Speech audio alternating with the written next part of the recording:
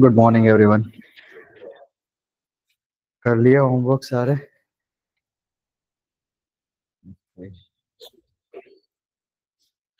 और सो वो से गुड नेम, क्या नाम क्या बताया आपका? हर्ष भाई। सो ये हमारा करीबन छठा या सातवां सेशन है, राइट? तो अभी तक के जो पहले सेशन थे, जो मॉड्यूल वन था, मैं सिर्फ आपको ग्लिम्स बता रहा हूँ कि क्या क्या चीजें कवर की थी। मेरा वेरी फर्स्ट मॉड्यूल है जहाँ पे डिजिटल मार्केटिंग कोर फंडामेंटल क्या होता है, डिजिटल मार्केटिंग क्यों जरूरी होता है, एंड नाउअडेज जो एआई का ट्रेंड चल रहा है वो अलोंग विद डिजिटल मार्केटिंग में कैसे हेल्पफुल रहता है, वो चीजें बेसिक लेवल की कवर की थी। And through out the journey जो 6 महीने का कोर्स है उसमें क्या क्या चीजें हम सिखाने वाले वो चीजें कवर की थी। सेकंड सेशन में कवर किया था कि गूगल एनालिटिक जो मार्केटिंग के लिए एक पावरफुल टूल है, तो उसका बेसिक ग्लिम्स दिया था। बट उसका अलग से एक सेशन है जो सातवें या आठवें मॉड्यूल में है। उसके बाद हमने कवर किया था जो अदर टूल्स मार्केटिंग के लिए जो जरूरी होते हैं, जैसे कि Google search console, Microsoft clarity. तो हर एक टूल का इम्पोर्टेंस होता है कि वो टूल क्यों हमें यूज करने चाहिए और उस टूल्स का यूटिलाइजेशन क्या है, वो चीजें कवर की थी। उसके बाद ये मार्केटिंग, ये बेसिक फंडामेंटल हो गया, लेकिन मार्केटिंग करोगे किस पे? आपको खुद की वेबसाइट होनी चाहिए या किसी क्लाइंट के लिए करते हो? वेबसाइट के लिए जो चीजें जरूरी होती है, जैसे डोमेन क्या होता है, डिफरेंट टाइप्स ऑफ डोमेन होते हैं, कहाँ से परचेस करने चाहे, होस्टिंग क्या होता है, different type of hosting service provider कौन कौन से होते हैं और कितने टाइप की होस्टिंग होती है, वो कवर किया था। उसके अलावा हमने कवर किया हुआ है कि आप एक वेबसाइट बना रहे हो तो उसका वेबसाइट का स्ट्रक्चर कैसा होना चाहिए, एंड वेबसाइट बनाने के लिए क्या क्या चीज़ों को आपको ध्यान में रखना पड़ेगा, वो चीज़ें कवर की थी। उसके बाद ये जो जितने हम चीजें करवा रहे हैं वो प्रैक्टिकल, सिर्फ थियोरिटिकल है, वो प्रैक्टिकल आपको आपकी खुद की वेबसाइट बना करना पड़ेगा। इसलिए हमने सिखाया था कि वर्डप्रेस में किस तरीके से वेबसाइट बनाई जाती है, या वर्डप्रेस, विक्स, वीबली, उसमें किस तरीके से आपको अपनी वेबसाइट बनानी रहती है। उसका पूरा बेसिक फंडामेंटल बताया था कि कहाँ से आप वेबसाइट बना सकते हो, किस तरीके के थीम चूज कर सकते हो, वो चीजें कवर की थी। उसके बाद हम डिजिटल मार्केटिंग के सेशन पे आगे बढ़े थे। तो very first module digital marketing का जो लास्ट वीक हमने लास्ट सेशन में कवर किया था, which is SEO, search engine optimisation. Search engine optimisation क्या होता है, क्यों जरूरी होता है, उसके फंडामेंटल के बारे में बात की थी।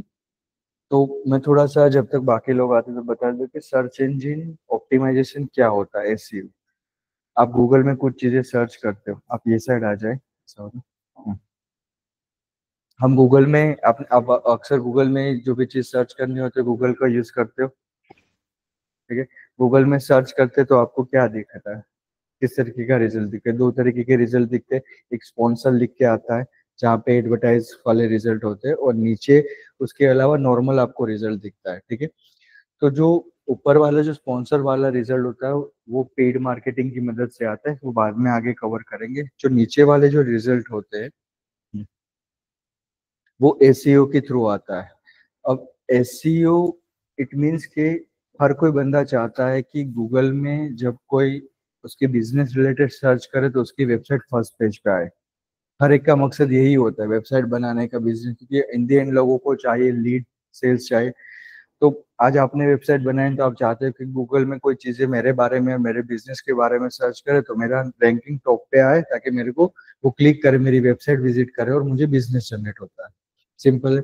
अब वो तो फ्रंट एंड में हो गया कि भाई कोई बिजनेस के बारे में सर्च करता है, लेकिन वहां तक पहुंचने के लिए क्या क्या एफर्ट्स लगती है, किस तरीके के एसईओ में क्या क्या चीजें होती है, तो वो हमने कवर की थी। एसईओ के तीन मेन फंडामेंटल है: on page SEO, of page SEO और टेक्निकल एसईओ। प्रीवियस सेशन में हमने कवर किया था ऑन पेज एसईओ, जो आधा ही कवर हुआ कि ऑन पेज एसईओ होता क्या है। थोड़ा सा पीछे चला जाता हूँ, तब तक आप लोग बाकी के लोग अपनी जो टास्क है वो रखिए, ओपन रखिए।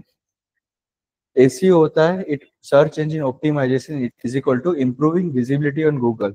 इट मीन्स के हर कोई बंदा अपनी विजिबिलिटी गूगल में इम्प्रूव करना चाहता है। अगर आपका बिजनेस गूगल में टॉप 10 में नहीं। आप ही सर्च देखो कि आप कभी कोई चीज सर्च करते हो, आप दूसरे तीसरे पेज तक गए हो, पहले पेज में अगर आपको रिजल्ट नहीं मिलता आप क्या करते हो, आपकी जो क्वेरी सर्च क्वेरीज वो चेंज कर देते हो। तो हर कोई बंदा चाहता है कि गूगल के टॉप 5 में रिजल्ट देखे। तो एसईओ का फुल फॉर्म है कि search engine optimisation. It means कि कोई भी सर्च इंजन के लिए उसकी विजिबिलिटी इंप्रूव करने के लिए हम सारी एक्टिविटीज करते हैं। अब भी क्यों इंपॉर्टेंट होता है, बेसिक हमें ट्रैफिक चाहिए, हमें बिजनेस चाहिए, लीड चाहिए, उसके लिए हम यूज करते हैं। अब एसईओ के जो तीन, थोड़ा सा स्पीड में जा रहा हूँ बट क्योंकि मेरे को आज आगे का सेशन कंप्लीट करना है। एसईओ के तीन मेन फंडामेंटल है, on page SEO, of page SEO and technical SEO. On page SEO and technical SEO दो चीज ऐसी होती है जो बैकएंड में होती है। इट मींस कि आपकी वेबसाइट जो गूगल का, जब आपकी वेबसाइट विजिट करता है गूगल का क्रोलर, जैसे मान लीजिए कि मैंने एग्जांपल ओपन किया और ये मैंने वेबसाइट ओपन की, ठीक है,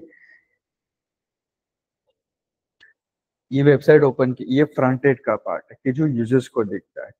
अब ये सारी चीजें, इतना यूजर एक्सपीरियंस इसका देखो स्मूथ है, सारी चीजें अप टू द मार्क है, सारी चीजें इन टर्म्स ऑफ जिस प्रोडक्ट के बारे में, उस प्रोडक्ट के बारे में यहाँ पे इंफॉर्मेशन मिल रही है, ये तो फ्रंट एंड का पार्ट हो गया। लेकिन गूगल ये नहीं देखता। गूगल क्या देखता है, गूगल हमेशा जब आपकी वेबसाइट पे आता है तब वो यहाँ से पढ़ना स्टार्ट करता है कि आपकी वेबसाइट की लैंग्वेज कौन सी है, आपकी वेबसाइट के कंटेंट का साइज, वो सारी चीजें कितनी है। तो यहाँ से वो सारी चीजों को एनालिसिस करता है कि आपकी वेबसाइट में इमेज है तो इमेज का नाम क्या है, प्रोडक्ट का नाम क्या है, वो सारी चीजें वो यहाँ से स्टडी करता है। गूगल कभी ये वाला पोर्शन स्टडी नहीं कर पाता। तो ये सारी जो बैकएंड की एक्टिविटीज होती है, हमें ऐसा नहीं कि कोडिंग करना रहेगा, लेकिन कोडिंग में कुछ चीजें हमें इम्प्लीमेंट करनी रहती है ताकि हम यूजर्स का एक्सपीरियंस अच्छा कर सके। तो on page and technical SEO which is दोनों चीजें बैकएंड में होते हैं जो हमें करनी रहती है, या आप किसी वेबसाइट के लिए काम कर रहे हो, एसईओ कर रहे हो, तो क्लाइंट के लिए आपको करना रहता है, या आप किसी डेवलपर को बोलना रहता है कि भाई मुझे ये चीजें बैकएंड में फिक्स करके दो ताकि यूजर्स का एक्सपीरियंस और वेबसाइट का एसईओ प्रॉपर हो। ठीक है, तो एसईओ में ये चीज होती है।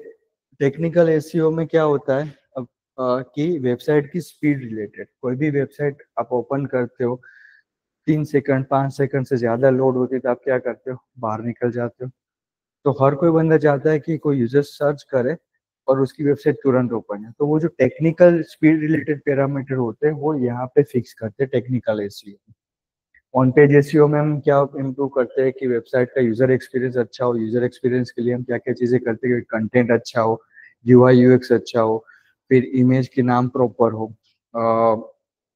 फिर इंटरनल लिंकिंग एक दूसरे पेज की सारी सही हो। तो this are the on page, ये मेन मेन है। आगे और भी पैरामीटर्स है जो चेकलिस्ट हमें फॉलो करनी पड़ती है। उसके बाद हमने कवर किया था, सिर्फ एग्जांपल के तौर पे है कि अब इमेजिन करो कि आप एक शॉप में जा रहे हो, ठीक है, तो शॉप का आप डीमार्ट में गए, तो डीमार्ट में जैसे आप अंदर जाते हो तो हर एक चीज आपको कैटेगराइज मिलती है। साबुन वाला सेक्शन अलग होता है, ब्यूटी वाला सेक्शन अलग होता है। तो on page is how your shop looks like, मतलब कि आपकी शॉप अंदर से किस तरीके से दिखती है, वेल अरेंज है कि नहीं, वो ओवरनाइट तो नहीं हो जाता। उसके लिए बैकएंड में उसके जो वर्कर्स होते हैं उसको पूरी चीजें करनी पड़ती है, तो बैकएंड की पार्ट एक्टिविटी होगी ताकि यूजर्स का एक्सपीरियंस अच्छा हो। ठीक है, ओपेज एसईओ क्या होता है, ओपेज एसईओ मतलब कि what people say about your shop, मतलब जितने लोग आपकी वेबसाइट शॉप पे आ रहे हैं वो आपके बारे में क्या है एक्सपीरियंस दे रहे हैं, कितने लोग आ रहे हैं। आप मार्केटिंग, आपने न्यूज़पेपर मार्केटिंग किया है, बिल बोर्ड मार्केटिंग किया है, तो वहां से आप कस्टमर लेके आ रहे हो। आपने मार्केटिंग यहाँ पे बिल बोर्ड का मार्केटिंग, अगर अहमदाबाद की जो पब्लिक है, मान ली कि 10 लाख लोगों ने एडवर्टाइज देखी, तो 10 लाख लोगों में से अगर 10 लोग आपकी वेबसाइट पे आते हैं तो that is call your back link, मतलब 10 लोग आप तक पहुंचे हमारी मार्केटिंग एक्टिविटी से। वो सारी चीजें हम ऑफ पेज में करते हैं। एंड टेक्निकल एसईओ में मतलब speed related, the building structure, doors, electricity, security, example के तौर पे। ठीक है, फिर हमने बात की थी कि ऑन पेज एसईओ में जो मेन पैरामीटर क्या होता है, पहले तो ऑन पेज एसईओ क्या होता है कि optimise everything inside your website. अपनी वेबसाइट के अंदर सारी चीजें हमें प्रॉपरली ऑप्टिमाइज करनी चाहिए, ताकि जब गूगल का बोट आता है, क्रॉलर आता है, वो सारी चीजें को अंडरस्टैंड करे, स्टडी करे एंड उसके डेटाबेस में सारी चीजें स्टोर करे। उसके जो की एलिमेंट होते हैं, सबसे मेन ऑन पेज का एलिमेंट है कीवर्ड रिसर्च। क्योंकि आप बिजनेस वेबसाइट बना रहे हो, ठीक है, आप चाहते हो कि यूजर्स आप तक पहुंचे। तो यूजर कब पहुंचेगा? जो गूगल में कुछ सर्च करते हैं, सर्च करें, जो क्वेरी डालते हैं, that is called one keyword. ठीक है। तो कीवर्ड प्रॉपरली ऑप्टिमाइज होने चाहिए कि भाई मैं बिजनेस है, मैं नाइकी के मेन शूज बेच रहा हूँ और मैं मार्केटिंग कर रहा हूँ वुमेन्स नाइकी शूज पे, तो जो ट्रैफिक मेरे को मिलेगा वो रिलेवेंट होगा? नहीं होगा, क्योंकि मैं कुछ प्रोडक्ट तो मैं रिलेटेड कर रहा हूँ। तो आपकी कीवर्ड प्रॉपरली ऑप्टिमाइज होने चाहिए, उसका प्लेसमेंट प्रॉपरली होना चाहिए। मतलब जो मैंने कीवर्ड डिफाइन किए कि हमारे नाइकी के ये पेज के लिए ये कीवर्ड मैंने सोचे कि ये कीवर्ड पे मार्केटिंग करूंगा, ताकि यूजर जब वो क्वेरी सर्च करते हैं वो मेरे तक पहुंचे। तो कीवर्ड मुझे कहाँ कहाँ मेरी वेबसाइट में प्लेस करने चाहिए, यूआरएल में प्लेस करने चाहिए, टाइटल में करने चाहिए, मेटा डिस्क्रिप्शन, मेटा टाइटल में करने चाहिए, कंटेंट में करने चाहिए। तो उसका प्लेसमेंट भी सही तरीके से होना चाहिए। फिर मैटर करता है कंटेंट क्वालिटी। मतलब आप कितने भी अच्छे सोना चांदी बेच रहे हो, लेकिन आपके जो यूजर्स आता है उसको प्रॉपर इंफॉर्मेशन ही नहीं मिल रही है, तो वो कोई काम का नहीं है। फिर मेटा टेक्स्ट, मतलब टाइटल डिस्क्रिप्शन में होना चाहिए। अब मेटा टेक्स्ट कहाँ पे शो होता है? तो जब आप गूगल में सर्च करते हो कुछ भी चीजें,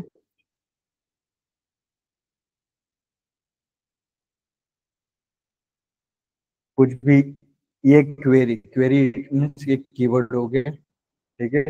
अब यहाँ पे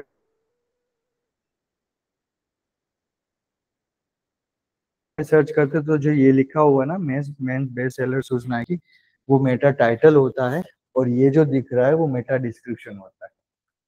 वो हमें बैकएंड में यहाँ पे कहीं ना कहीं फिट करना रहता है। जैसे आप यहाँ पे देखोगे, इन लोगों ने लिखा होगा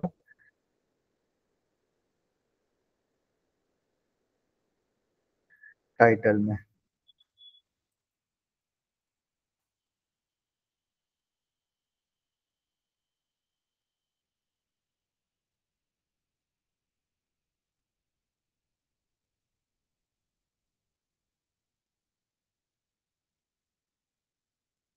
जैसे डिस्क्रिप्शन है, find the red Jordan retro वाला, तो यहाँ पे है। सॉरी, ये दूसरे पेज का है, कहाँ गया?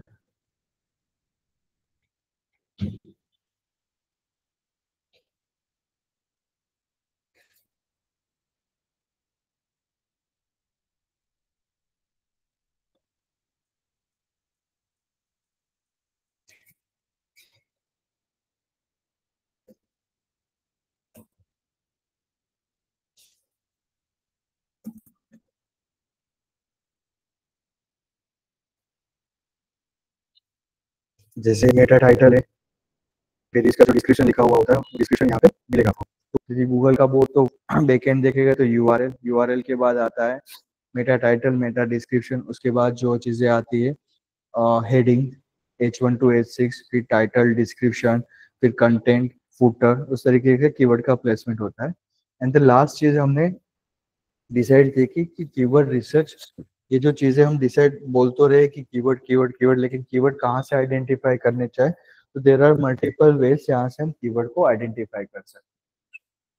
तो यहाँ तक चीजें क्लियर है? ठीक है। जो टास्क दिया था, क्वेश्चंस रिपीट करिए, टास्क में क्या क्या था? पहले तो गूगल बोट, पहले तो पहला क्वेश्चन था कि different kind of search engine के बोट के नेम क्या क्या है। गूगल का बोट का नेम क्या है? क्या है गूगल बोट का नेम? ओके, याहू का? हम्म। आपने किया हुआ है ना सबने?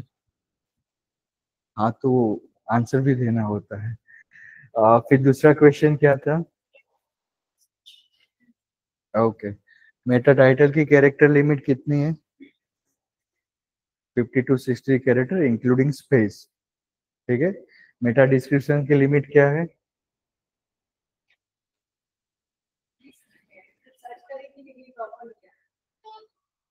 ओके, मेटा डिस्क्रिप्शन की लिमिट क्या है?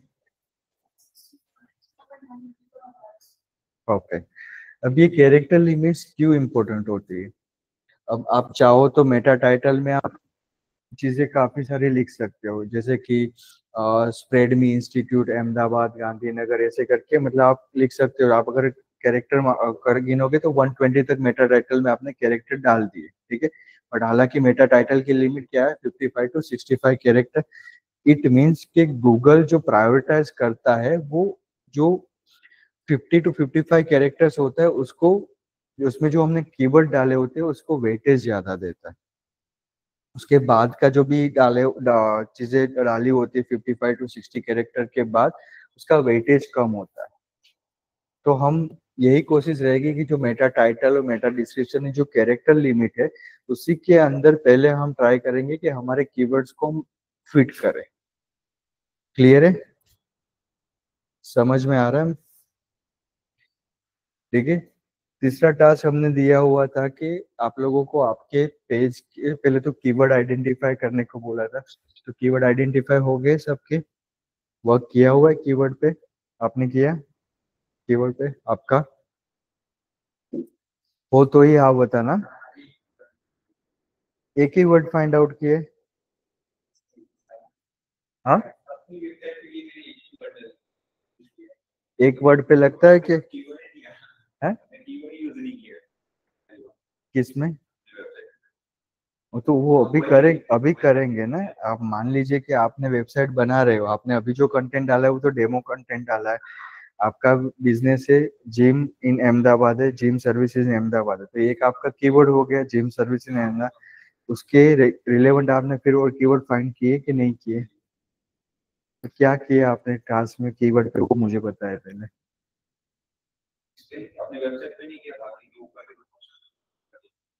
तो यही तो मेन चीज थी ना कि कीवर्ड आइडेंटिफाई करना होता है। तो कहाँ नहीं समझ में आता कि मुझे पता चले, अगर मैं जिस मेथड से समझा रहा हूँ तो मेरे को मेथोडोलॉजी चेंज करने की पता चले। इम्प्लीमेंट तो बाद में करना होता है। जो भी हमने कंटेंट डाला है उसमें हम लोग उसमें फाइंड कर पाएंगे। वो जो कंटेंट डाला हुआ है आपने वेबसाइट में, दो द डेमो कंटेंट है, मतलब आपने चैट जीपीटी से ऐसे ही रेंडमली ले लिया। नाउ हम उस सारी चीज को स्ट्रक्चराइज कर रहे हैं। तो आपको पता है कि आपके बिजनेस के लिए लोग क्या सर्च करेंगे तो आप तक पहुंचेंगे। तो आपने कीवर्ड आइडेंटिफाई कर लिया कि जिम सर्विसेज इन गांधीनगर, या तो बेस्ट जिम सर्विसेज इन गांधीनगर, अफोर्डेबल जिम सर्विस इन गांधीनगर, तो ये आपके कीवर्ड हो गए। तो उसकी मेरा यही काम टास्क था कि ये कीवर्ड के अकॉर्डिंग आप और कीवर्ड फाइंड करें, ताकि हम उसको जो कीवर्ड का प्लेसमेंट है, कंटेंट है, वो सारी चीजें हम सही करें। तो ये मेन टास्क आपने किए। तो उसके रिलेवेंट और कीवर्ड फाइंड लिस्ट, मेरे को लिस्ट चाहिए। लिस्ट बनाया आपने? आपने आपका?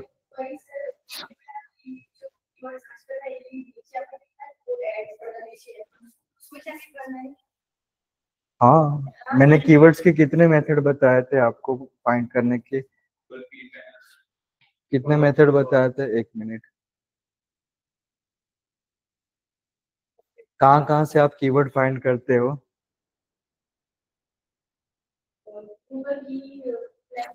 गूगल कीवर्ड प्लानर, फिर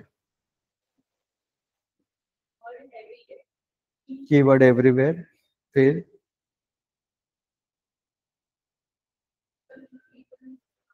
हम्म ओके, हाँ, पीपल ऑल्सो सर्च वाला, फिर तो आपने सेमरस था। हाँ, तो इसमें से किसी में भी आपने अपने बिजनेस के, हाँ तो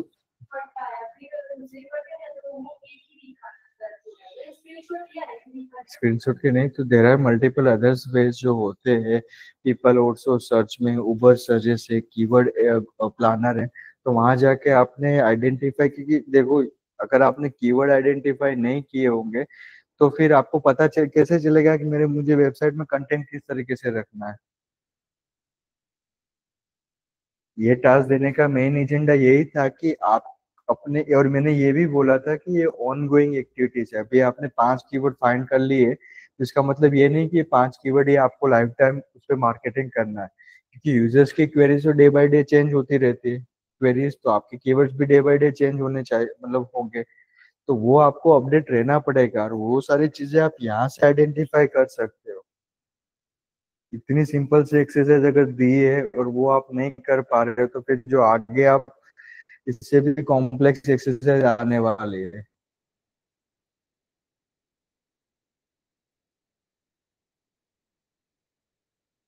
मैंने पहले दिन ही बोला था कि मैं जितना सिखा रहा हूँ उसके कई गुना ज्यादा आपको मेहनत करनी पड़ेगी, अदरवाइज क्या होगा, 4 या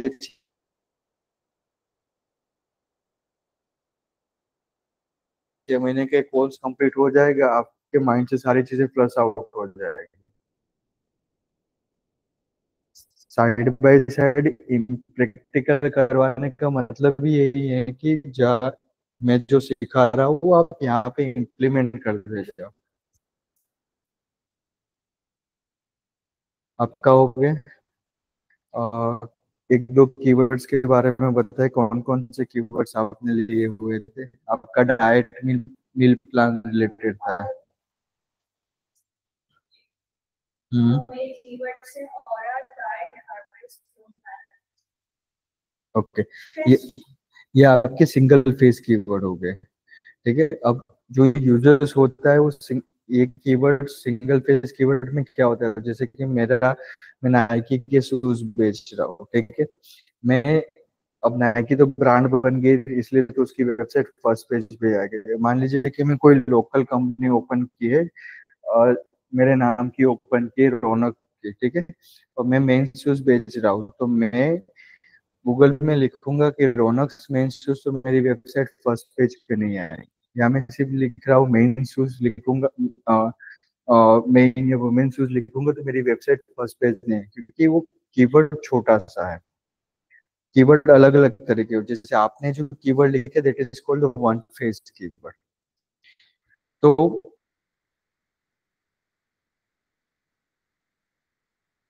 मुझे अभी क्या करना रहेगा कि वन फेज मेंस शूज पे तो काफी सारी कंपनियां मार्केटिंग कर रहे होंगे, तो मुझे मेरे कीवर्ड को थोड़ा ब्रॉड करना पड़ेगा कि Raunak men's shoes in Ahmedabad, Raunak women's shoes in Gandhinagar. इस तरीके से मैं कीवर्ड को पहले ब्रॉड करूंगा, क्योंकि डायरेक्टली मैं मेन शूज पे मेरी कैटेगराइज नहीं कर सकता, क्योंकि there are thousands of companies जो मेन शूज प्रोवाइड कर रही है, काफी टाइम से मार्केटिंग किया हुआ होता है। तो हमें हमारे कीवर्ड को थोड़ा सा और ब्रॉडर करना पड़ेगा स्टार्टिंग के फेज में। और यूजर्स की केयर, क्योंकि आपने ये कीवर्ड गूगल में डाले होंगे तब आपको रिजल्ट काफी सारे मिले होंगे, तो यूजर्स की ऑल्टरनेट क्वेरीज भी आपको मिली होगी। नहीं मिली? अपन देखते हैं। सर्च कर लो।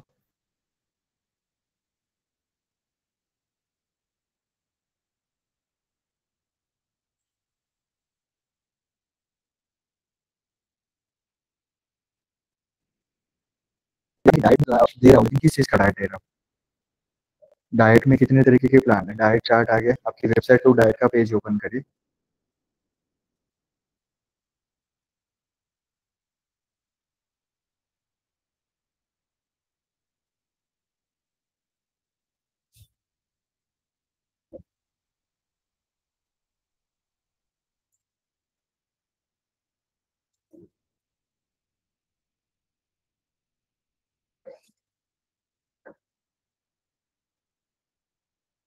देखो आप इस तरीके से कीवर्ड कर सकते हो कि diet chart for weight loss, diet chart for weight gain, diet chart for diabetic patient. तो ये आपके ऑल्टरनेटिव कीवर्ड हो गए। आप डायरेक्टली डाइट चार्ट पे रैंक करना चाहोगे तो पॉसिबल नहीं है, क्योंकि आप डाइट चार्ट पे तो काफी सारे लोगों ने मार्केटिंग किया होगा। तो हम क्या करेंगे कि हमारे कीवर्ड स्पेसिफिक कर एक पे डायबिटिक पेशेंट के लिए मेरा डाइट चार्ट है, किसी को वेट गेन करना है, वेट लूज करना है, शुगर पेशेंट के लिए करना है। तो इस तरीके से मैं अगर कैटेगराइज करूंगा ना, तो टू द पॉइंट यूजर्स की क्वेरी तक मैं पहुंच पाऊंगा। आप अपने ब्लॉग लिख रहे हो, आप डाइट प्लान, आप चेंजिंग डाइट प्लान तो नहीं दे रहे हो। आप डाइट प्लान दे रहे होंगे, किसी को वेट लॉस करना है, किसी को वेट गेन करना है, तो उसके डाइट प्लान सबके अलग अलग होते हैं। तो इस तरीके से आप आइडेंटिफाई करो कि मेरा एक डाइट वेट लॉस का पेज बना रही हूँ, तो उसमें मैं इसके रिलेटेड कीवर्ड्स टारगेट करूंगी। कोई मैं एक पेज बना रहा हूँ कि डाइट प्लान को डायबिटिक पेशेंट, तो उसमें मैं ये, फिर शुगर पेशेंट, ये वाले क्वेरीज आइडेंटिफाई करूंगी।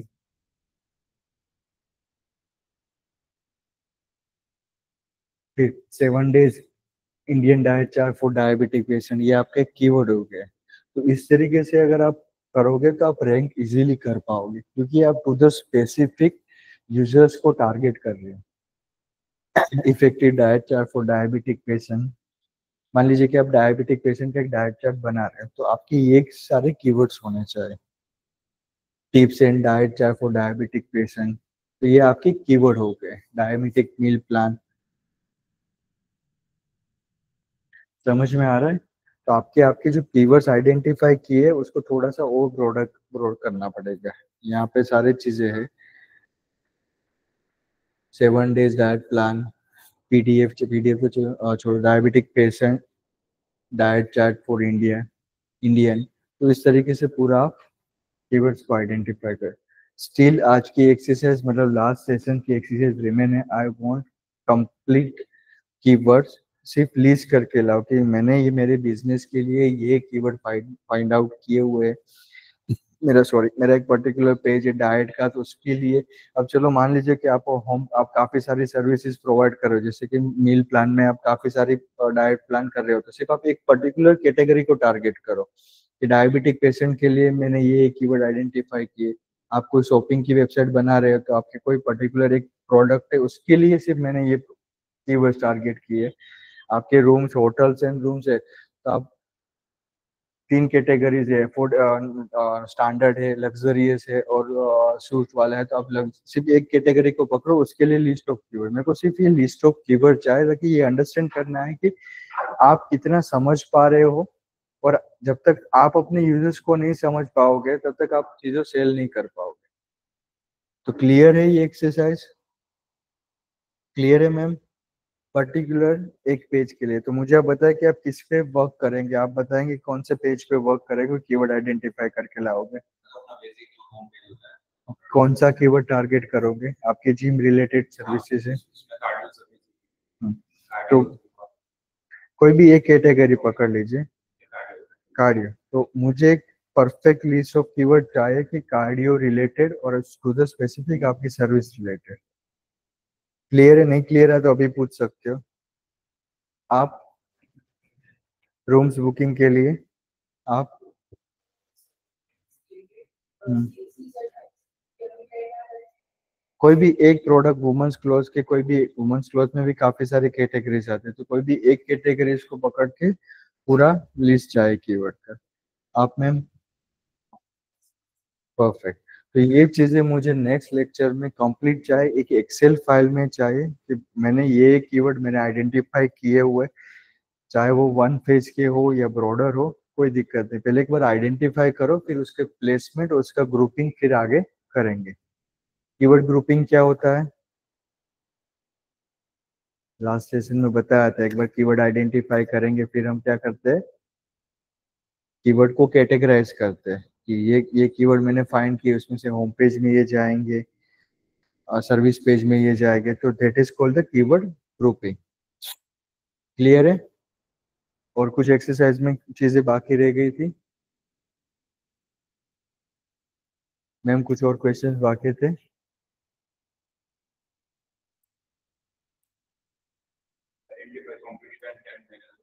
हाँ, वो किया किसी ने?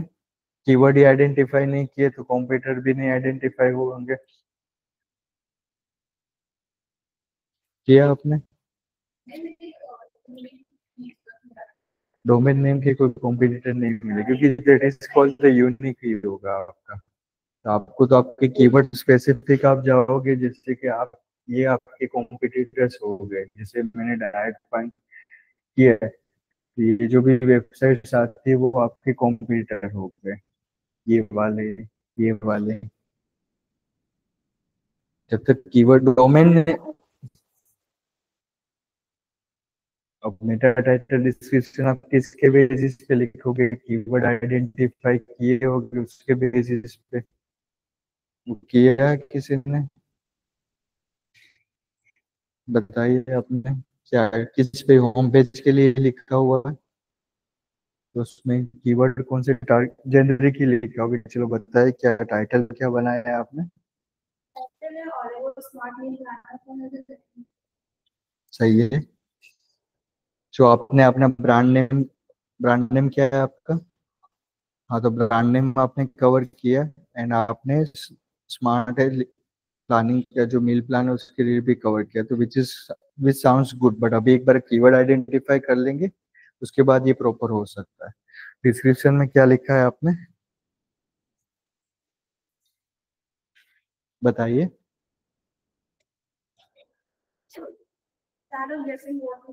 एक सेकंड, वो 150 to 160 कैरेक्टर लिमिट के बीच में रखा है, ओके।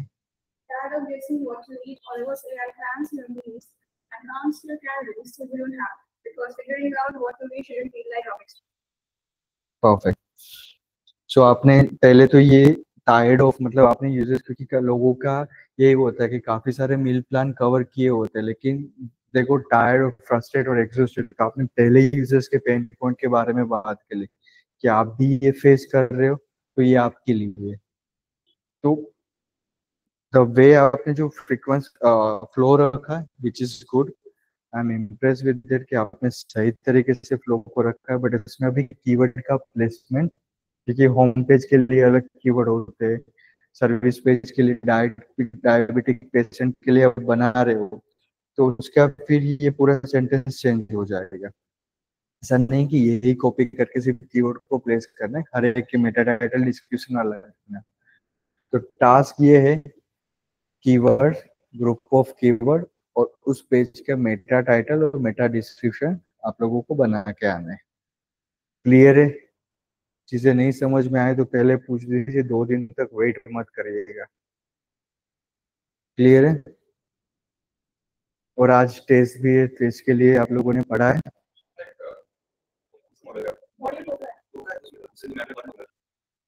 पढ़ा है, हो जाएगा नहीं, क्योंकि ये आपके स्कोर्स जनरेट करते हैं और वो आपको आगे जाके काफी हेल्पफुल होता है। जब आप कोई प्लेसमेंट में या कंपनी में जाओगे तो यहाँ से एक स्कोर कार्ड जनरेट होता है।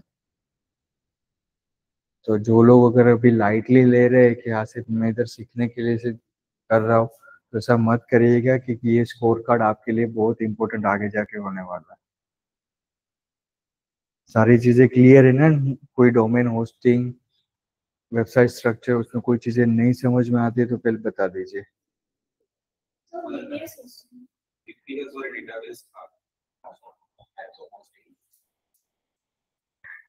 ओके, वीपीएस और क्लाउड था, right?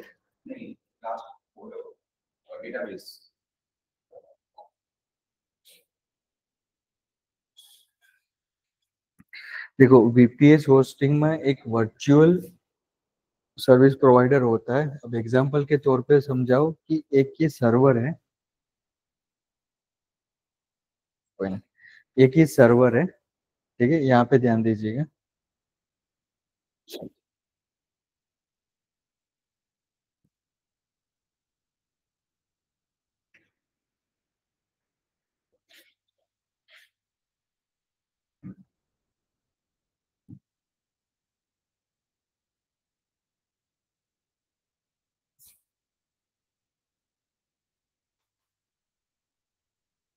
VPS means virtual private server. अब यहाँ पे क्या होता है कि एक सर्वर होता है, सर्वर में मतलब एक लैंड होती है। एग्जाम, अगर मैं सिर्फ लेमन लैंग्वेज में एक एग्जांपल दूं कि एक लैंड है जहाँ पे अलग अलग टेनामेंट बनाए हुए हैं, ठीक है। एक टेनामेंट मैंने आपको दिया डेडिकेटेडली, और उसकी सारी जो लैंड होती है वो आप यूटिलाइज कर सकते हो। एक लैंड एक टेनामेंट इसको दिया, बट होती है एक ही मालिक की। तो इस तरीके से एक डेडिकेटेड सर्वर होता है वर्चुअल, वहां पे हर एक चीजों को डेडिकेटेड एक सर्वर पर्टिकुलर आपके लिए दिया होता है, एक इनके लिए होता है, एक इनके लिए होता है। तो that is called virtual private server. Cloud में क्या होता है कि क्लाउड में एक ही सर्वर होता है, उसी सर्वर में से कुछ स्पेस होती है, जैसे अमेजोन का क्लाउड सर्वर हो गया, गूगल का क्लाउड सर्वर, तो उनके वेयर हाउस सारे बड़े बड़े वेयर हाउस होते हैं क्लाउड। अब वहां पे अगर मुझे मेरी वेबसाइट होस्ट करनी है तो मैं गूगल के पास जाऊंगा, माइक्रोसॉफ्ट के पास जाऊंगा कि मुझे मेरी आप इतनी जगह मुझे आपके सर्वर में दो। क्लाउड वो सारी चीजें क्लाउड पे मेंटेन होती है ताकि हम 24/7 वो चीजों को एक्सेस कर पाए। अगर मैं खुद का सर्वर रूम यहाँ पे बनाने जाता हूँ और मैंने मेरी एक वेबसाइट के लिए अगर मुझे सर्वर रूम बनाने सर्वर करना है तो वो मुझे कॉस्टली पड़ेगा, फिजिकली रहेगा। तो कुछ अगर डैमेज हो जाती है या बिल्डिंग को आग लग जाती है तो मेरा सर्वर पूरा नष्ट हो जाएगा, मतलब मेरी वेबसाइट रन नहीं करेगी। इट मीन्स कि अदरवाइज मैंने क्लाउड पे लिया होता है तो वो 24/7 आपके लिए एक्सेसिबल रहती है। क्लियर है बेसिक लेमन लैंग्वेज में? दूसरा क्या था आपका क्वेश्चन, क्या था?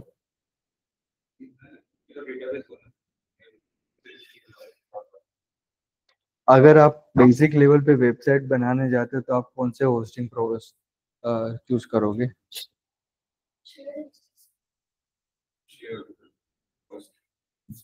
और जो बड़ी बड़ी एंटरप्राइज होती है वो क्लाउड होता है या इसका खुद का भी होता है? तो क्लाउड ही प्रेफर करते हैं।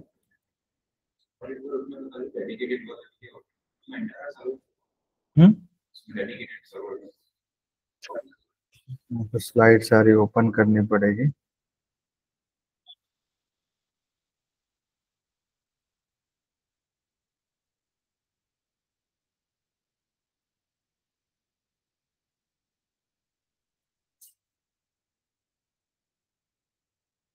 पहली एक्सरसाइज आपकी, इसलिए मैं यहाँ पे रिवीजन करवा रहा हूँ।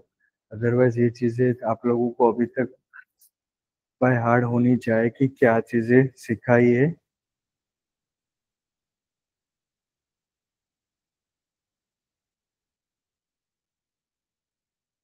शेड होस्टिंग पता चल गया कि हम छोटे एंटरप्राइज वाले में हम लोगों ने 5 लोगों के बीच में एक होस्टिंग ले लिया और 5 लोगों के बीच में एक सर्वर ले लिया।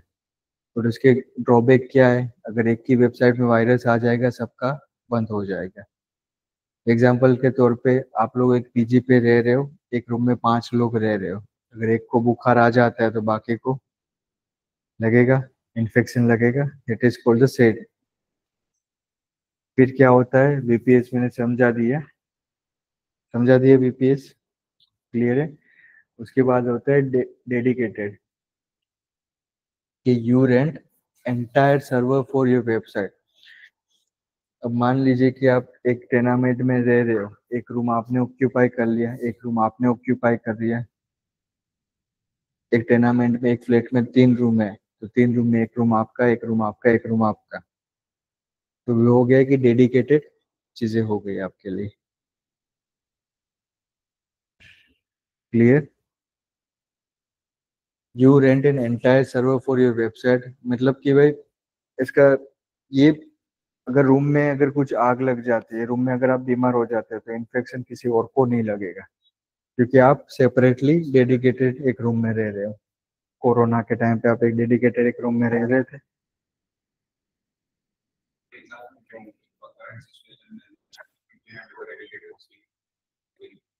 हम्म? वो होस्टिंग सर्विस प्रोवाइडर हम नहीं दे सकते। तो डेडिकेटेड होस्टिंग का एग्जांपल नहीं, वो इस तरीके से होस्टिंग प्रोवाइडर नहीं देख सकते कि कौन सा ब्रांड। वो R&D का सब्जेक्ट है कि मुझे ये देखना, क्योंकि अदरवाइज फिर क्या होगा कि मुझे पता चल गया है, तो एग्जांपल के तौर पे बात करें, पता चल गया कि आपकी वेबसाइट अच्छी चल रही है, यहाँ पे आपने होस्ट की है, तो मैं उसका रिस्क करने की ट्राई करूंगा। क्लाउड होस्टिंग समझा दी है कि website hosted on multiple server cloud network. कि भाई आपकी वेबसाइट जैसे बता कि गूगल का होता है, माइक्रोसॉफ्ट का होता है, जो क्लाउड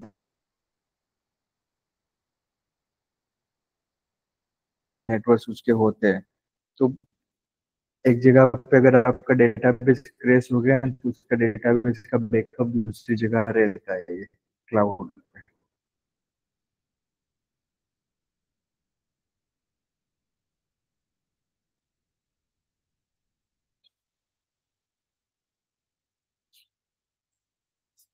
फिर क्या था?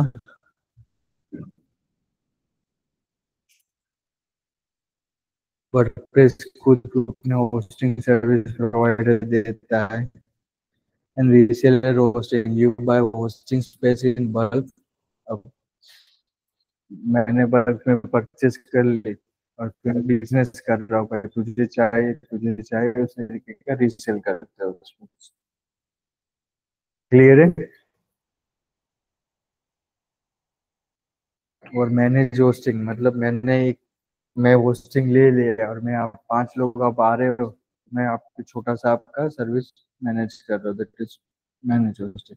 क्या बोलते हैं कि रौनक मेरे यहाँ पे मुझे आपके घर पे रहना है, आप बोलते मुझे रहना, तो मैं सबको थोड़ा थोड़ा जगह करके मैं और उसका ऑनर कौन रहूंगा, मैं खुद ही रहूंगा। कुछ भी चीजें होती है तो I will the responsible person. Clear? SEO के मॉड्यूल में आगे बढ़े। ओए, ओए, ओए, ओए, ओए।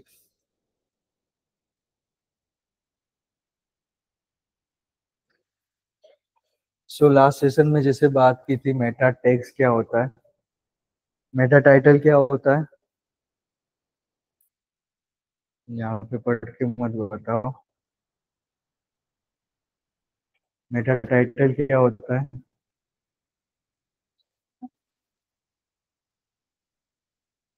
मतलब वो सर्च में, सीक्वेंस में, ओके। डिस्क्रिप्शन, उसके नीचे जो होता है। क्यों इंपॉर्टेंट होता है? हमें और घर में ये लोग रहते हैं, ठीक है।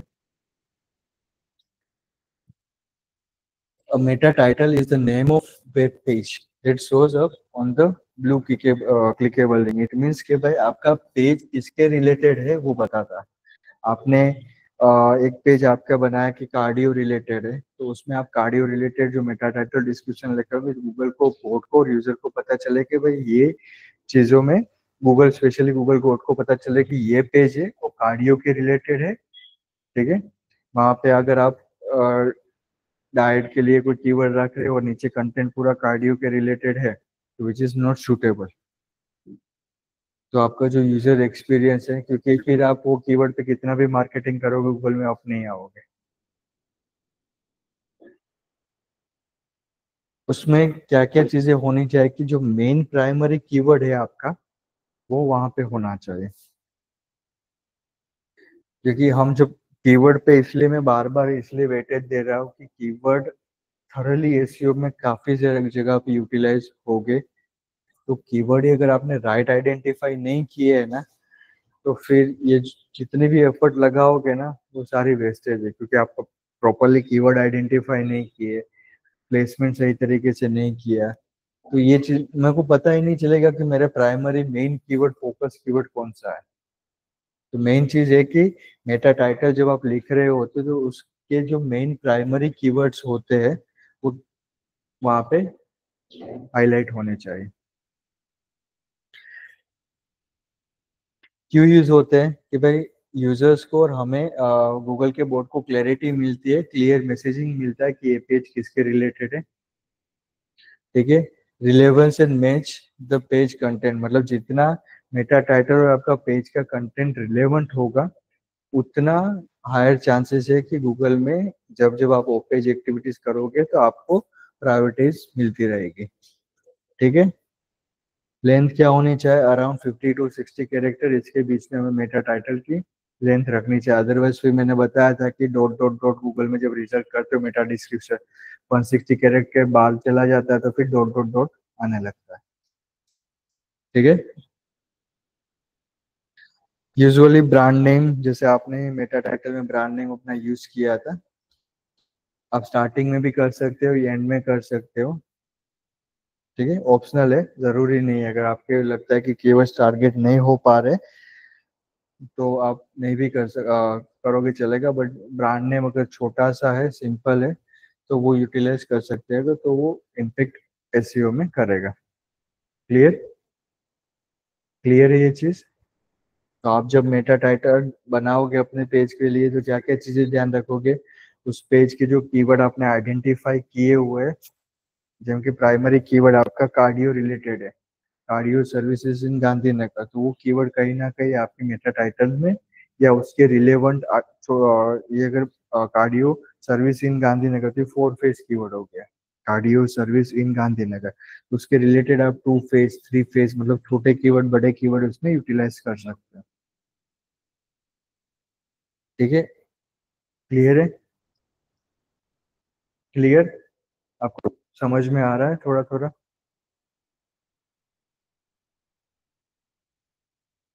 फिर Meta description is the shorter summary of your page. कि आपकी जो पेज है उसकी शॉर्ट में आप समरीज दे रहे हो कि भाई ये पेज में क्या क्या चीजें है। ठीक है?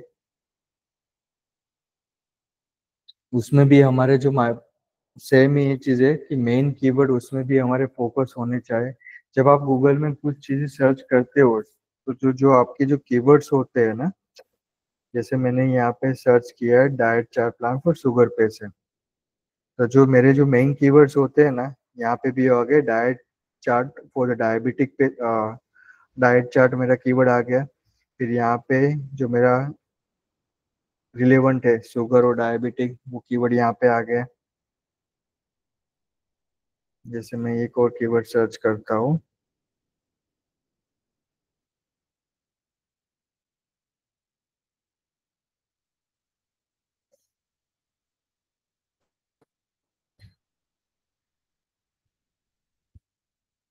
तो देखो यहाँ पे जिम सर्विस इन अहमदाबाद मैंने सर्च किया हुआ है, तो जिम्स इन अहमदाबाद एक मेरा कीवर्ड है। जो यहाँ पे हाईलाइट जो बोल्ड में होते हैं ना, वो कहीं ना कहीं आप, सॉरी, कीवर्ड्स हमें इस तरीके से प्लेस करने के जिम सर्विस इन अहमदाबाद, तो जिम्स इन अहमदाबाद आ गया। ठीक है? यहाँ पे भी जिम्स इन अहमदाबाद आ गया, जिम इन अहमदाबाद। तो उस तरीके के जो आपके कीवर्ड का प्लेसमेंट प्राइमरी कीवर्ड होते हैं ना कहीं आपको प्रॉपरली फिट करने रहते हैं। अब वो कीवर्ड ही आपने आइडेंटिफाई नहीं किए तो आप यूजर्स को और गूगल को भी समझ में नहीं आएगा कि ये पेज आपका किसके रिलेटेड है।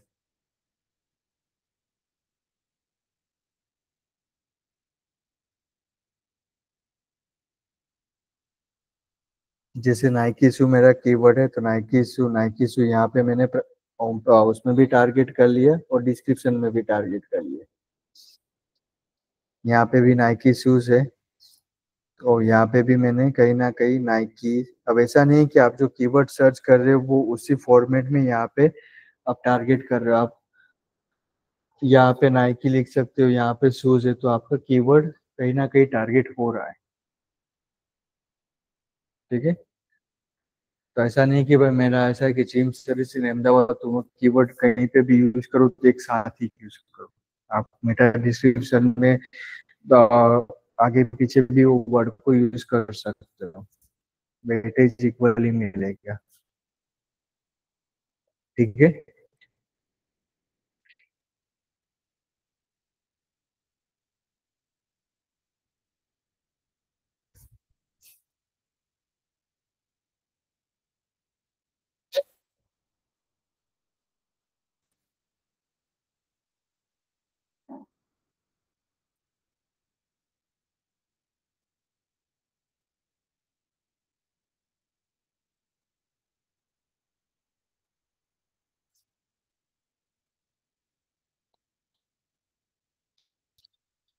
अभी एक स्लाइड में अभी स्किप कर रहा हूँ इन टर्म्स ऑफ समझाना कीवर्ड के रिलेटेड, टाइप्स ऑफ कीवर्ड और इंटेंट की, जो मैंने लास्ट टाइम बात की थी। क्योंकि जब आप कीवर्ड आइडेंटिफाई करके लाओगे उसके बाद वो चीजें मैं आपको समझाऊंगा कि कितने कीवर्ड्स के डिफरेंट काइंड ऑफ कीवर्ड्स के इंटेंट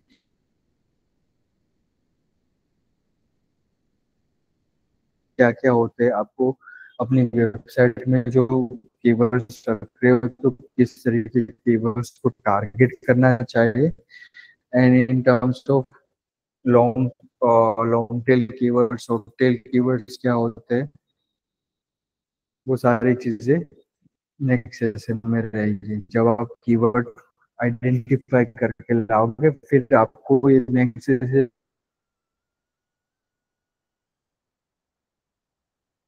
ये रहेगी कि आपने जो कीवर्ड आइडेंटिफाई किए उसमें से आपको आइडेंटिफाई करना है कि उसके इंटेंट क्या है।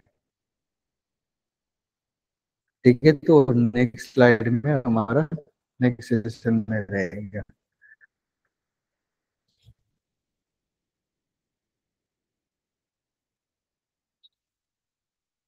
क्लियर है यहाँ तक Meta description? Clear everyone? Information देना हर एक पेज। अब देखो आपकी वेबसाइट में आप different kind of services provide कर रहे हो। जैसे होम पेज में तो आप अपनी सारी सर्विस के बारे में बताओगे, फिर सारी सर्विस के सब पेजेस भी होंगे। Diet plan for sugar patient के लिए एक पेज बनाया, फिर कार्डियक दूसरे कौन से टाइप्स ऑफ वेट लॉस के लिए अलग बनाया, गेन के लिए अलग पेज बनाया। तो हर एक के आप अलग अलग पेज बना रहे हो तो हर एक के इंडिविजुअल कीवर्ड भी होंगे। ठीक है, आप एक फ्लैट बना रहे हो, आपने एक फ्लैट बनाया, अब वो फ्लैट में आप मान लीजिए कि आप 10 माल का आपने बनाया, तो पहले माले पे और हर एक फ्लैट में मतलब एक फ्लोर पे चार चार फ्लैट है, तो हर एक में अलग अलग लोग रह रहे हैं। आप डिस्क्राइब करोगे कि भाई मेरा एक फ्लैट मैंने बनाया हुआ है, जैसे सेरेनिटी स्पेस करके आपने एक फ्लैट बनाया हुआ है। फ्लैट का होम पेज में आप बाहर लिखोगे कि भाई मेरे फ्लैट के अंदर ये एमिनिटीज है, ये सारी चीजें सर्विसेज है। ठीक है, अब जब अंदर जाओगे तो सबके अलग अलग होंगे कि भाई जिम के लिए अलग सेक्शन होगा, गार्डन वॉकिंग के लिए अलग सेक्शन होगा। तो वैसे आपकी वेबसाइट में भी अलग अलग सर्विसेज आप कर रहे हो, तो मैं एक ही कीवर्ड पे मेरी वेबसाइट रैंक नहीं कर पाती, क्योंकि यूजर्स की क्वेरीज अलग अलग चीजें होती है। वेट लॉस के लिए अलग क्वेरीज होती है, वेट गेन के लिए अलग क्वेरीज होती है। तो मैं क्या करूंगा कि वेट लॉस के रिलेटेड जो कीवर्ड्स है वो उस पेज में टारगेट करूंगा, वेट गेन के रिलेटेड कीवर्ड्स है तो मैं डिफरेंट पेज में टारगेट करूंगा। तो इसी इसी वजह से हम डिफरेंट डिफरेंट पेजेस बनाते हैं ताकि यूजर्स की जो रिलेवेंट, अब वेट गेन के लिए कोई सर्च करके आपके होम पेज पे आएगा तो उसको प्रॉपर इन्फॉर्मेशन मिल पाएगी? नहीं, क्योंकि वहां पे सिर्फ आपने ग्लिम्स दिया हुआ है, उसके लिए आपने एक सेपरेट पेज बनाया हुआ है। तो इस वजह से सारे कीवर्ड्स को टारगेट करने के लिए हम अलग अलग पेजेस बनाते हैं, रिलेवेंट पेजेस, ताकि जो यूजर्स क्वेरी सर्च करके आते हैं उसको रिलेवेंट इन्फॉर्मेशन मिल सके। वेबसाइट होम पेज एक ही रहेगा, होम पेज में आप सारे कीवर्ड टारगेट, होम पेज में आप वेट लॉस वेट गेन के कीवर्ड टारगेट नहीं करोगे। होम पेज में आप टारगेट करोगे कि जो मेन है कि भाई top 10 best service provider in Ahmedabad, best agency in Ahmedabad, उस तरीके से करोगे। अब जब मैं पर्टिकुलर सेपरेट पेज बनाऊंगा सॉफ्टवेयर का तो वहां पे मैं इस तरीके से टारगेट करूंगा consultancy related keyword and all that. Clear? आया समझ में कि नहीं आया? थोड़ा सा भी नहीं समझ में आता तो बता दीजिए। जैसे कि आपकी सर्विसेज है तो आप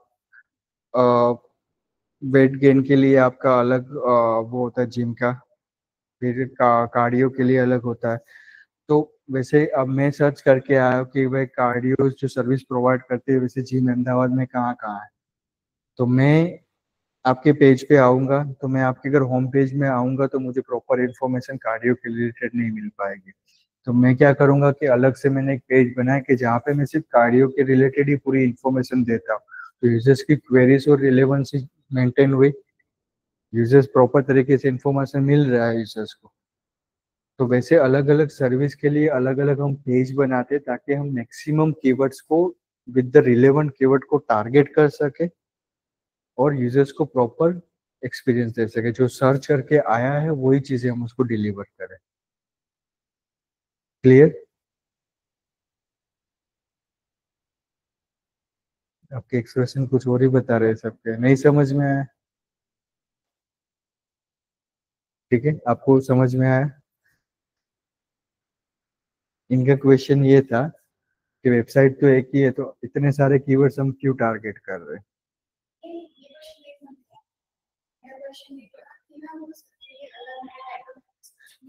हाँ वही बता रहा हूँ। अब सबके लिए अलग। अब देखो, कार्डियो के पेज में आप कंटेंट लिखोगे कार्डियो के रिलेटेड, शुगर पेशेंट में आपका कंटेंट रहेगा शुगर पेशेंट के लिए। अब गूगल का जो बोट आएगा, वहां पे आपने जेनरिक की मेटाटाइटल डिस्क्रिप्शन लिखा, तो उसके बोट को पता नहीं चलेगा कि इस पेज में फर्दर कंटेंट किस रिलेटेड है। अगर इन्होंने कार्डियो के पेज नीचे कंटेंट है और उसमें नॉर्मली उसने डिस्क्रिप्शन लिखे कि मेरी कंपनी ये चीजें प्रोवाइड करती है, तो गूगल के बोर्ड को पता नहीं चलेगा कि ये पेज में कंटेंट है वो इसके रिलेटेड है। तो हर एक पेज के कंटेंट अलग अलग होते हैं, तो वो कीवर्ड्स पे डिपेंड करता है। तो कीवर्ड के अकॉर्डिंग हम पूरा लिखते हैं। अभी क्वेरी सोल्व हुई कि नहीं हुई।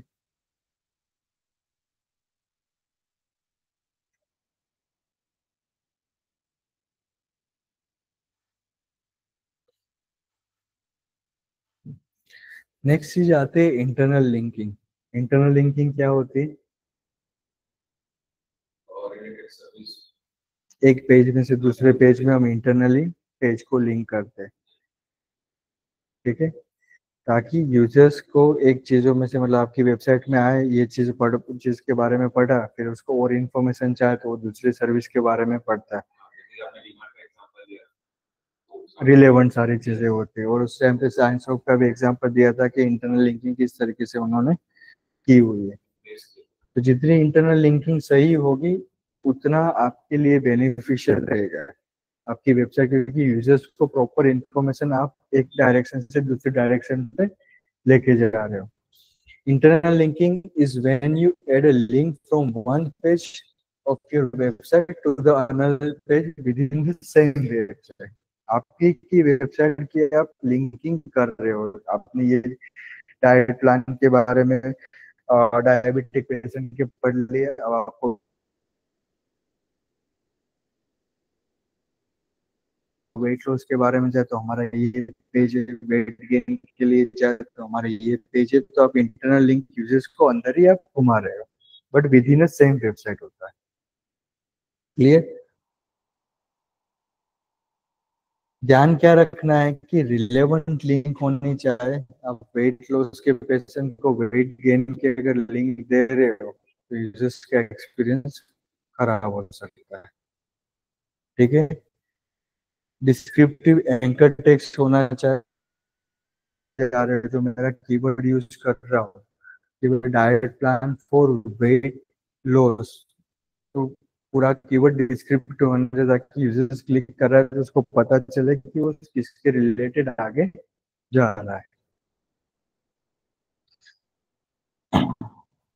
ध्यान रखना कि हद से ज्यादा इंटरनल लिंकिंग, आपने 500 वर्ड का कंटेंट लिखा हुआ है, उसमें आप 10 से 12 इंटरनल लिंकिंग डाल रहे हो कीवर्ड पे, तो रिलेवेंसी नहीं रहेगी, स्पैमी होगा। क्योंकि गूगल को भी पता चलेगा कि ये सिर्फ अपनी वेबसाइट में इंटरनली लोगों को घुमा रहा है।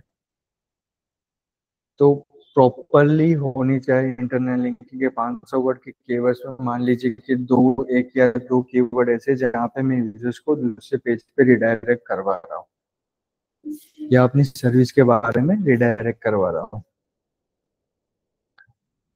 सबसे बड़ा बेनिफिट है, जितनी ज्यादा अच्छी आपकी इंटरनल लिंकिंग होगी, it helps Google to understand your website structure, कि आपकी जो वेबसाइट स्ट्रक्चर है, कहाँ से यूजर्स का फ्लो किस तरीके का है, तो पूरी चीजें समझ में आती है। क्लियर। दूसरी टाइप की लिंक होती है एक्सटर्नल लिंक। एक्सटर्नल लिंक क्या होती है, जैसे कि हम नीचे टाइप करें, अलग ही डोमेन की लिंक जाती है जो तो आपकी वेबसाइट में नहीं घुमा रही है, तो वो होती है एक्सटर्नल लिंक।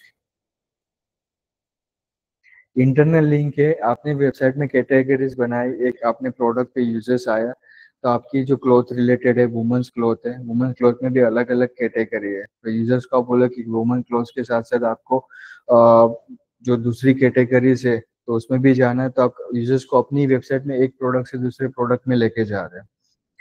और एक्सटर्नल लिंक क्या होते हैं कि आपकी वेबसाइट में आप यूजर्स को ये बता रहे हो कि भाई हाँ, हमारा सोशल मीडिया प्रेजेंस अच्छा है, तो क्या आपको ये विजिट करना है, तो आप अपने डोमेन से उसको फेसबुक के डोमेन पे रिडायरेक्ट करा रहे हो, इंस्टाग्राम के डोमेन पे तो वो हो गई कि एक डोमेन से हम दूसरे डोमेन पे रिडायरेक्ट कर रहे हैं, तो which is called the external link.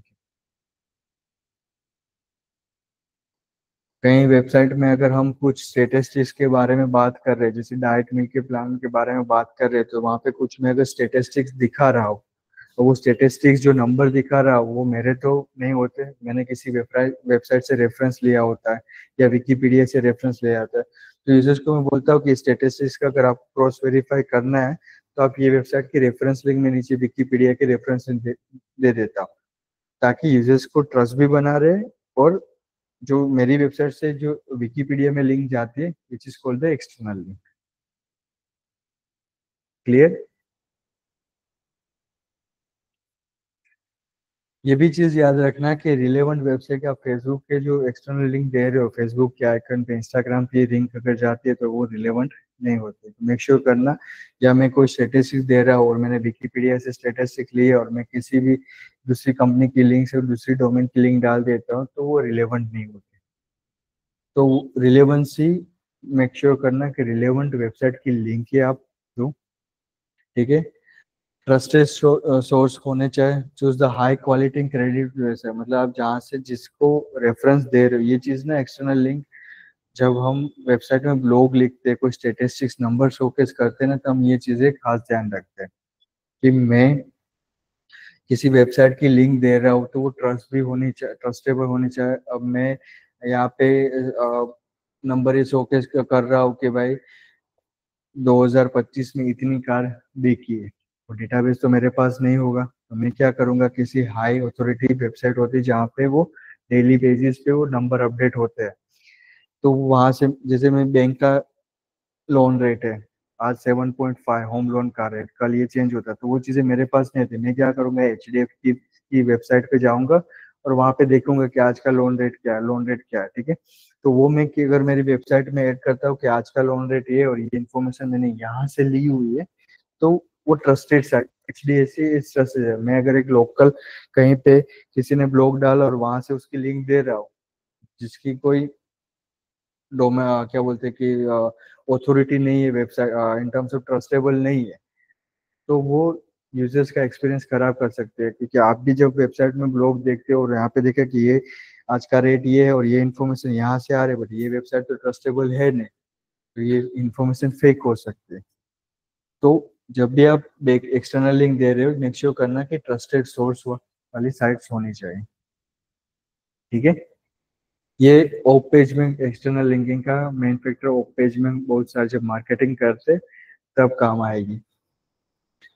Natural placement होना चाहिए कि भाई जहाँ पे जरूरी है वहां पे ही आप एक्सटर्नल लिंक ऐड करो, फोर्सफुली ऐड मत करो।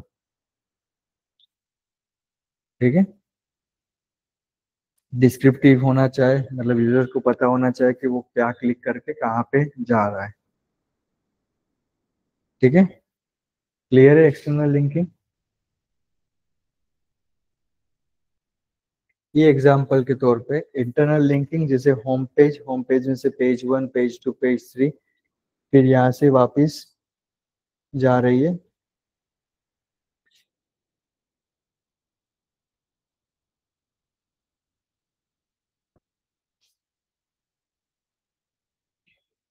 एक पेज में फिर सर्विस का पहला पेज, सर्विस का दूसरा पेज, उस तरीके से जा रही है।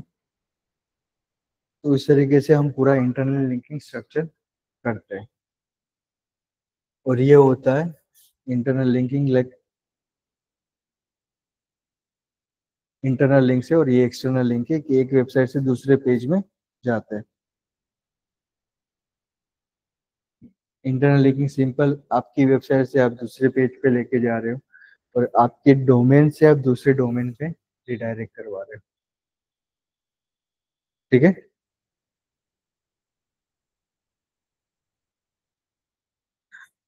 अब ये जो बेसिक चीजें हैं जो हमने लास्ट टाइम कवर की थी कि यूआरएल, जब हम डोमेन होस्टिंग का कर रहे थे तब यूआरएल के बारे में हमने बात की थी, याद है? यूआरएल के प्रीफिक्स कितने टाइप्स, मतलब किस तरीके का यूआरएल स्ट्रक्चर होना चाहिए। यूआरएल के स्ट्रक्चर में पहले पहले क्या होता है, एचटीटीपीएस, फिर www, फिर सब डोमेन, डोमेन, फिर टॉप लेवल डोमेन, फिर सब फोल्डर, एंड फिर पेज का नाम। ब्रो याद है? ये सिर्फ वही इंफॉर्मेशन यहाँ पे रिपीट है कि सॉरी, यूआरएल ऑप्टिमाइजेशन क्यों करना चाहिए।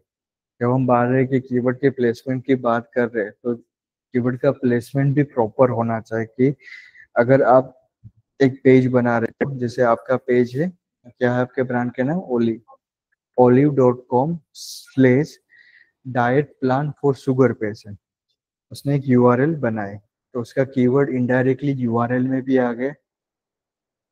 ठीक है, तो कीवर्ड का एक प्लेसमेंट यूआरएल में भी हो गया। अब वो अगर ऐसा बनाते कि olive.com/page1/service/डाइट प्लान है, तो क्या वो यूआरएल प्रॉपर रहेगी? नहीं, अननेसेसरी आप चीजों को ट्रैक करते जा रहे हो। तो जितनी यूआरएल जो भी आपकी वो नीट एंड क्लीन हो। एंड सर्विस स्पेसिफिक, मैं तो इस तरीके से मानूंगा कि जो आपके सर्विस के बारे में बात कर रहे हैं उसकी कीवर्ड अगर हो सके तो वहां पे प्राइमरी कीवर्ड आप फोकस करो तो सही रहेगा।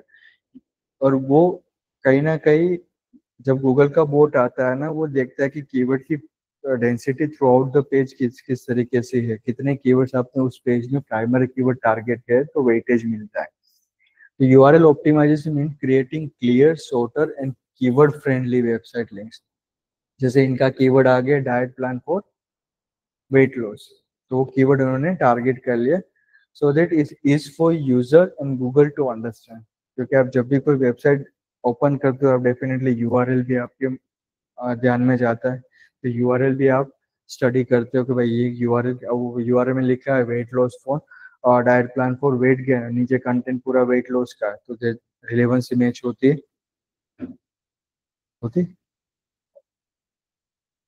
मेरा यूआरएल है diet plan for weight loss और नीचे कंटेंट है वेट गेन का, तो यूआरएल रिलेवेंसी और मेरे पेज का कंटेंट होता है। तो प्रॉपरली आपको यूआरएल ऑप्टिमाइज करनी चाहिए। और जो लास्ट टाइम बताए थे कि क्या क्या चीजें ध्यान में रखनी है, कि शॉर्ट एंड सिंपल होनी चाहिए। कीवर्ड अगर आपका हाईलाइट होता है तो कीवर्ड हाईलाइट करने का हाइफन यूज नहीं करने चाहिए। हाइफन सेपरेट क्यों यूज नहीं करने चाहिए, दो रीजन है। पहला रीजन तो ये है कि अगर मैं आपको मेरी वेबसाइट की यूआरएल दे रहा हूँ, अगर शॉर्ट एंड सिंपल वाली वेबसाइट की यूआरएल होती है तो इजी टू रिमेम्बर। मैं आपको दे रहा हूँ कि मेरा है firstcry.com या फर्स्ट डेज क्राई डेज 1 2 3, इस तरीके से, तो आप भूल जाओगे। ठीक है, तो इजी टू रिमेम्बर होनी चाहिए। हाइफन्स हो सके उतने अवॉइड करने, and lower case in letter, keep URL consistency. एक लेटर कैपिटल, एक स्मॉल, इस तरीके से short and simple, neat and clean, hyphen नहीं होने चाहिए। यूआरएल का प्रीफिक्स सारा पूरा बताया था, ये पूरी चीजें हमने कवर कर ली है। ठीक है, टॉप लेवल डोमेन नेम क्या होता है, सब डोमेन डोमेन, ये सारी चीजें हमने कवर कर ली है। ठीक है, एक चीज याद रखिए, आगे के टेस्ट में कुछ चीजें काम आ सकती हैं। No extra character, avoid number symbols और रैंडम टेक्स्ट। लॉजिकल स्ट्रक्चर होना चाहिए, जैसे कि मैंने बताया कि olive.com slash diet plan for diabetic patient, अगर आपने डायबिटिक की कैटेगरीज की है तो उसके जो भी क्या होता है, तो olive.com स्लेश डायबिटिक स्लेश फिर उसके ब्लॉग के बारे में, जैसे example.com/blog/SEO टिप्स। तो ये वेबसाइट में मुझे ये पता चला यूजर की वेबसाइट है, उसका एक ब्लॉग स्ट्रक्चर है, उसमें उसने एसईओ के बारे में बात की हुई है, टिप्स के बारे में। क्लियर है? क्लियर है? समझ में आया थोड़ा थोड़ा? आया ना? नहीं आ रहा है।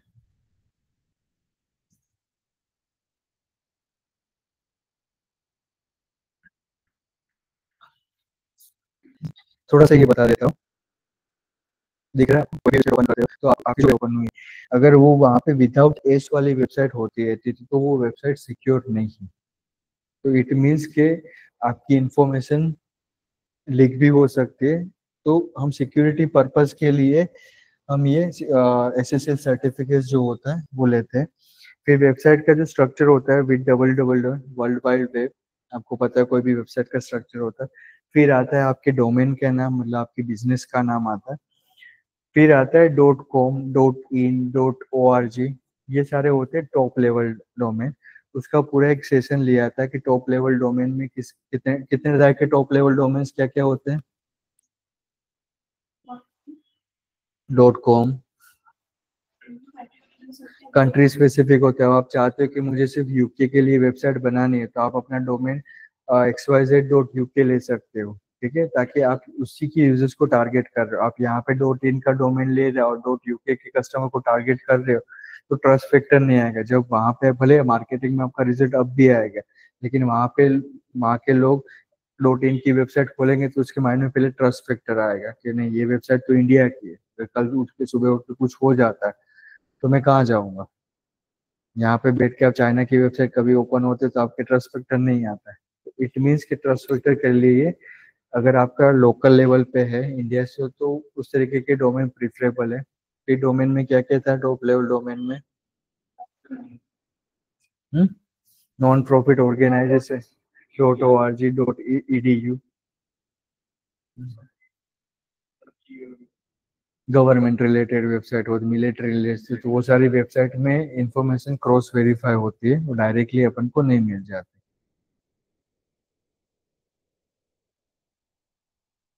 फिर होता है आपके सब फोल्डर। अब इनकी वेबसाइट का डोमेन करे, अब अपनी वेबसाइट का डायबिटिक जो वेट लॉस वाला है तो उसकी यूआरएल स्ट्रक्चर किस तरीके से आपका होगा?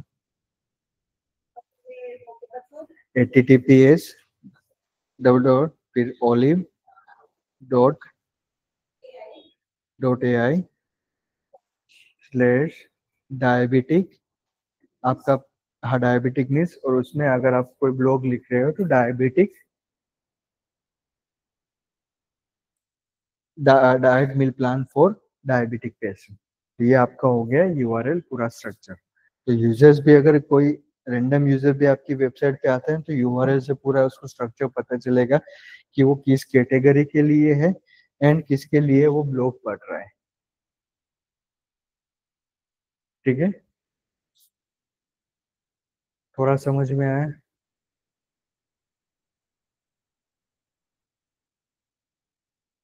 फिर एसईओ के लिए हमने जब बात की थी कि इमेज एंड मल्टीमीडिया ऑप्टिमाइजेशन करना जरूरी है, क्योंकि जब मैंने जैसे बोला था कि गूगल के जो बोट आता है वो आपने वेबसाइट में कितनी भी इमेज सारी रख ली, जैसे कि मैंने ये वेबसाइट में,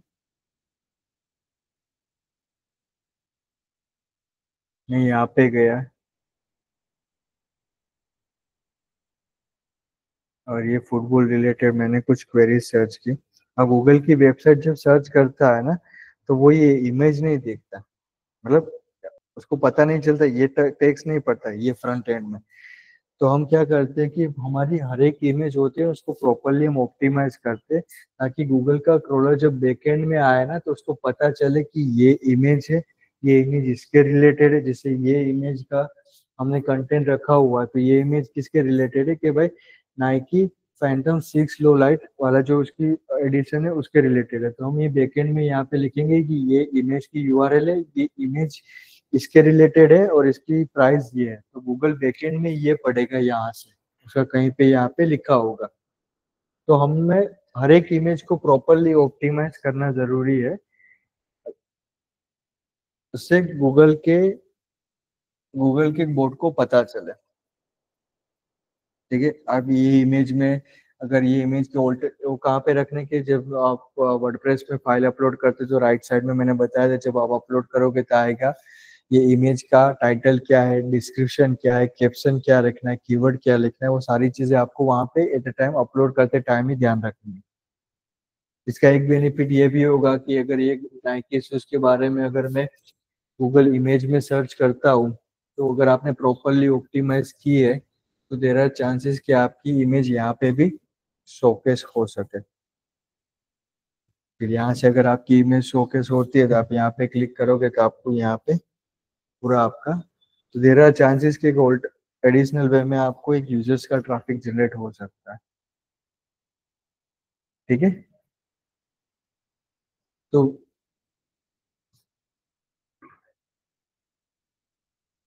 ये क्यों इम्पोर्टेंट है? Image and multimedia optimization mean it means कि improving image video and the graphics on the website. तो एक तो वो लोड फास्ट हो, और दूसरा अगर प्रॉपरली ऑप्टिमाइज किया है, टाइटल टेक्स्ट डिस्क्रिप्शन है, तो गूगल के एल्गोरिथम को पता भी चलेगा और एसईओ में भी हमें आगे बेनिफिट मिलेगा। ठीक है, यहाँ पे कि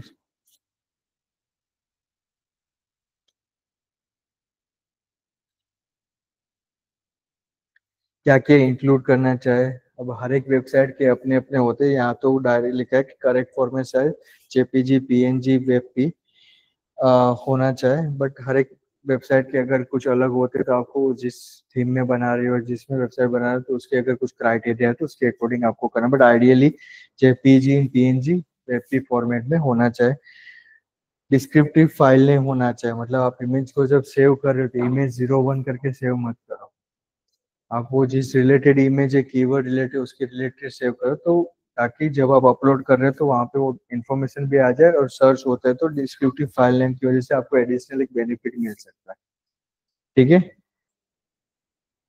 और जितना हो सके उतना इमेज को कंप्रेस करके अपलोड करेगा, क्योंकि आप 10 MB की 5 MB की फाइल अपलोड करोगे तो लोड होने में इतना ही टाइम लगेगा सामने। तो जितना हो सके उतना कंप्रेस करके, बट हाँ उसकी क्लैरिटी विजिबिलिटी डिक्रीज नहीं होनी चाहिए। क्लियर है, बेसिक है। और ये जैसे मैंने बताया कि भाई ऑल्टर टेक्स्ट आपके प्रॉपरली ऐड होने चाहिए कि डिस्क्रिप्टिव कि भाई ये किसके रिलेटेड मेरी इमेज है। आप अगर कोई जिम सर्विसेज या कार्डियो रिलेटेड कोई अपनी क्या बोलते हैं कि जिम का फोटोज यूज कर रहे हो या इक्विपमेंट का फोटोज यूज कर रहे हो, तो जब आप इक्विपमेंट ऐड कर रहे हो तो आपको नीचे लिखना है भाई कि ये इक्विपमेंट किसके रिलेटेड है, तो आपके इस पेज में जो कीवर्ड टारगेट किए होते हैं वो वहाँ पे आप लिख सकते हो। रिस्पॉन्सिव होनी चाहिए, इट मीन्स कि वो मोबाइल एंड डेस्कटॉप दोनों यूजर्स के लिए इजी टू ओपन होनी चाहिए। ठीक है, अब ये इसका भी यूज कर, लेजी लोडिंग का यूज कर सकते हैं कि लोड इमेज और वीडियो ओनली व्हेन नीडेड, तो मतलब ये कोडिंग में होता है कि भाई कभी कभी क्या होता है कि मैंने वेबसाइट में ढेर सारी इमेजेस लिखी, जैसे ई कॉमर्स वेबसाइट है, तो ई कॉमर्स वेबसाइट में अगर मैं ऐसा करूँ कि भाई जब कोई यूजर्स वेबसाइट की यूआरएल ओपन करता है तब सारी इमेज एक साथ लोड होनी चाहिए, जितनी भी इमेज है, तो मेरा लोड टाइम बढ़ा देगा। तो मैं क्या करूंगा कि लेजी लोडिंग का यूज करूंगा कि जैसे जैसे यूजर स्क्रॉल करेगा और वो पोर्शन आएगा तभी वो इमेज लोड हो। टेक्निकल पर्सपेक्टिव से है, बट आप चाहो तो इसका यूज कर सकते हैं ताकि आपकी स्पीड, क्योंकि मेरी वेबसाइट में ई कॉमर्स वेबसाइट अमेजोन के होम पेज या प्रोडक्ट की और नाइकी शूज ओपन किया, उसमें तो थाउजेंड ऑफ प्रोडक्ट लिस्टेड होगी। अब जब वो पेज ओपन करेगा थाउजेंड ऑफ इमेज लोड हो रही है तो काफी सारा टाइम लगेगा, यूजर फ्रस्ट्रेट हो जाएगा। तो अमेजोन क्या करेगा कि जैसे जैसे यूजर स्क्रॉल करेगा उतने पोर्शन की इमेज लोड होती जाएगी, तो उसका यूजर एक्सपीरियंस सही रहता है और इजी हो जाता है यूजर्स के लिए और अमेजोन के लिए भी। ठीक है, ये पेज स्पीड का है, टेक्निकल एसी का पोर्शन है, वो जो हम बाद में यूज करेंगे पेज स्पीड किस तरीके से होता है। ठीक है, क्लियर है मैम? और आई थिंक ये जो चीजें पूरी रिपीटिव है, यूजर एक्सपीरियंस के बारे में हमने जब बात की थी, डोमेन होस्टिंग के बारे में बात की थी, तब यूजर एक्सपीरियंस क्या होता है, अब चलो ये सिखा ही दिया तो अब बता भाई, तो यूजर यूआई और यूएक्स क्या होता है, वन बाय वन। आप पहले आप यूआई के बारे में बताएं, यूएक्स के बारे में बताएं। कोई भी एक बता दो, बाकी का ये बताए।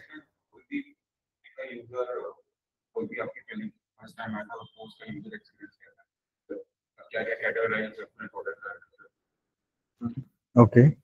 और यूआई क्या होता है?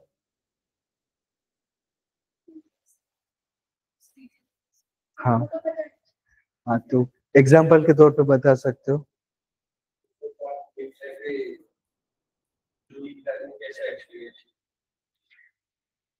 ओके। आप एप्लीकेशन एग्जाम्पल के तौर पे बताओ कि मैंने रैपिडो या कोई भी एप्लीकेशन ओला उबेर बुक करे, ठीक है, डाउनलोड की। अब मैं वहाँ पे कुछ चीज़ें बुक करता हूँ कि मुझे यहाँ से यहाँ जाना है और मेरे पेमेंट गेटवे सारी चीज़ें, तो राइड बुक कर दी, तो वो मेरा एक यूज़र एक्सपीरियंस हो गया कि भाई मैं स्मूथली यहाँ से डेस्टिनेशन डाल सकता हूँ, यहाँ पे मेरा पिकअप लोकेशन है, ये पेमेंट मेथड है और ये राइडर की इंफॉर्मेशन, ये मेरा पूरा यूज़र एक्सपीरियंस हो गया। और यूआई इट मीन्स कि मेरा डैशबोर्ड किस तरीके से दिख रहा है। ये जब यूजर आता है, मेरा डैशबोर्ड ये पिकअप लोकेशन यहाँ डालना है, ड्रॉप लोकेशन यहाँ पे, यूजर एक्सपीरियंस पूरा अलग ही होता है, यूआई पूरी अलग ही होती है, यूजर फ्रस्ट्रेट हो जाता है। तो उसका आपका डैशबोर्ड किस तरीके से देखता है कि भाई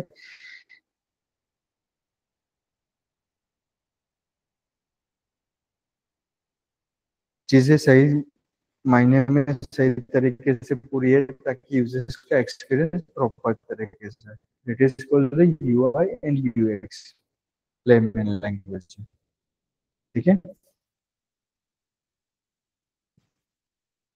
User experience means how easy and smooth and enjoyable it is for a visitor to use and interact with your website. जितनी अच्छी आपकी वेबसाइट होगी, जैसे ई कॉमर्स वेबसाइट है, नीट एंड क्लीन होगी, यूजर्स का एक्सपीरियंस प्रॉपर होगा, हर उसको हर एक चीज जो चाहिए वो मिल रही है। और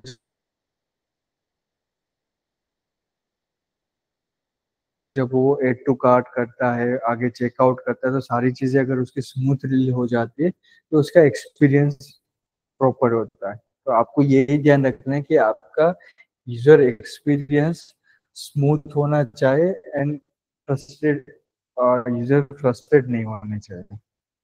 ठीक है। व्हाट इट शुड इंक्लूड, क्या क्या चीजें होनी चाहिए, इजी टू नेविगेट होना चाहिए, क्योंकि यूजर एड टू कार्ट किया फिर वहां से चेकआउट पे जाएगा, तो नेविगेशन प्रॉपर होना चाहिए। एड टू कार्ट के बाद वो चेकआउट का क्लिक कर रहा है लेकिन कहीं और ही डायरेक्ट हो रहा है, it doesn't make sense, right.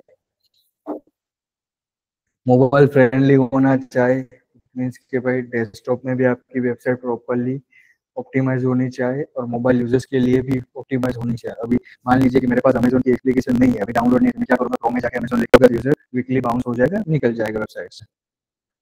ठीक है। एंड क्लियर लेआउट होना चाहिए कि भाई प्रॉपरली चीज ऑर्गेनाइज होनी चाहिए, कि भाई जो इन्फॉर्मेशन दे रहे हो, डीमार्ट में जा रहे हो आप, तो डीमार्ट में पूरी चीजें प्रॉपरली ऑप्टिमाइज ऑर्गेनाइज है, कि भाई साबुन तो साबुन का सेक्शन पूरा यहीं पे है, ब्यूटी तो उसका सेक्शन पूरा है, ये ऑयल का सेक्शन पूरा तो प्रॉपरली ऑर्गेनाइज है, ताकि यूजर्स जो चीजें लेने आ रहा है तो उसको फर्स्ट से इधर उधर घूमना ना पड़े।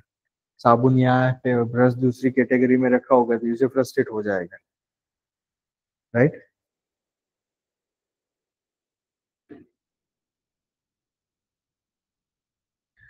और चीजें ध्यान नहीं रखनी चाहिए कि एंगेजिंग विजुअल, मतलब image video and graphics properly और सही तरीके से उसी पेज के रिलेवेंट होने चाहिए। आप कार्डियो का पेज में यूजर्स को दूसरी इमेजेस दिखा रहे हो तो इमेजेस रिलेवेंट नहीं है आपकी। ठीक है। आप वुमेन्स क्लोथिंग के बारे में कर रहे हो लेकिन उसमें इमेजेस आप मेंस के रिलेटेड यूज कर रहे हो, तो which is not relevant. Strong CTA होने चाहिए, मतलब कॉल टू एक्शन प्रॉपर होने चाहिए। सीटीए का फुल फॉर्म तो पता है ना, कॉल टू एक्शन, मतलब यूजर्स को हमें कहाँ पे रिडायरेक्ट करवाना है। ठीक है। ये चीजें नाउअडेज हम ध्यान रखते हैं कि website usable by everyone including the visibility, जो डिसेबिलिटी होता है, क्योंकि कलर ब्लाइंडलेस पीपल होते हैं तो वो आइडेंटिफाई नहीं कर पाते, तो उसके लिए एक्सटेंशन आते हैं या कुछ चीजें वेबसाइट में करते हैं कि ताकि हर एक लोग वो हमारी वेबसाइट इजी विजिबल, मतलब इजीली एक्सेसिबल कर पाए। ठीक है। उन लोगों के लिए भी यूजर एक्सपीरियंस तो मैटर करता ही है, कलर ब्लाइंडनेस लोगों के लिए।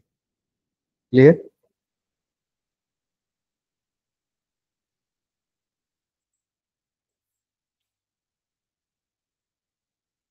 ये कुछ सिनारियोज है। पहला है personas. We create a personas to understand the content, motivation and need of the user on a website. We consider Google, so create a personas for each search engine. मतलब हमारा यूजर एक्सपीरियंस हर एक search engine के लिए, ऐसा नहीं कि सिर्फ मैं गूगल के लिए कर रहा हूँ। हालांकि हम सारी चीजें गूगल के लिए ही कर रहे हैं, बट अगर दूसरे सर्च इंजन के लिए होता है तो यूजर्स का एक्सपीरियंस बिंग से जो आता है, याहू के लिए होता है, तो सबके लिए पर्सनलाइज होना चाहिए।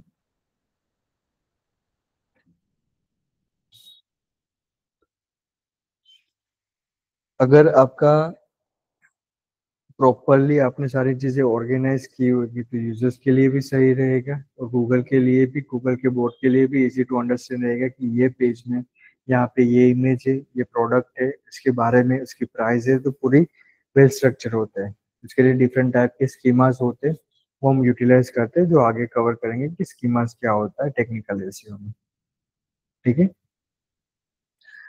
यूजेबिलिटी टेस्टिंग प्रॉपरली होनी चाहिए, मतलब इन टर्म्स ऑफ कि website with poor usability user को फ्रस्ट्रेट करेंगे, तो यूआई यूएक्स प्रॉपरली आपका होना चाहिए। समझ में आ रहा है? Right.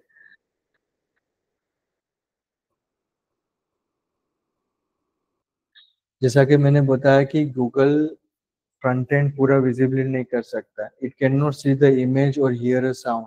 एक्सेलेरेटेड reviews check how well your website is set for the user and help to Google to understand कि पूरे जो एलिमेंट है वो किस तरीके से है। कि भाई इमेज है, इमेज के ऑल्टर टेक्स्ट है, डिस्क्रिप्शन है, उसकी कैटेगरीज है, उसके रिलेटेड आपने कोई स्कीमाज रखे, उसकी प्राइस है, वो सारी चीजें होते हैं। ठीक है। कंटेंट प्रॉपरली आपका ऑप्टिमाइज होना चाहिए। क्लियर?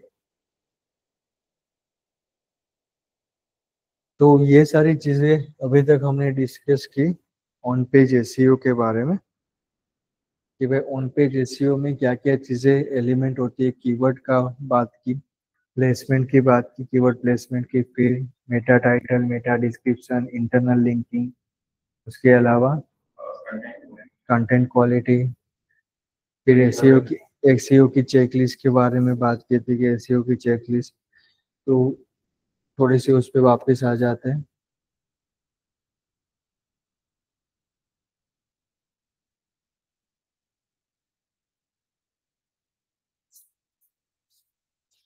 ये एसईओ की, ऑन पेज एसईओ की चेकलिस्ट है। मान लीजिए कि आपने कीवर्ड के प्लेसमेंट के आपने जो आइडेंटिफाई कर लिए कि मेरे ये कीवर्ड है, जो मैं, एक बार आप कीवर्ड का ग्रुप लेके आए, 100 कीवर्ड आपने फाइंड कर लिए, 100 में से हम कीवर्ड ग्रुपिंग करेंगे कि ये 10 कीवर्ड मेरे होम पेज में मैं टारगेट करूंगा, ये 10 कार्डियो रिलेटेड कीवर्ड है तो मैं कार्डियो के पेज में टारगेट करूंगा, फिर ये कीवर्ड मेरे दूसरी सर्विसेज के बारे में, तो पूरे कीवर्ड का ग्रुपिंग कर लिए।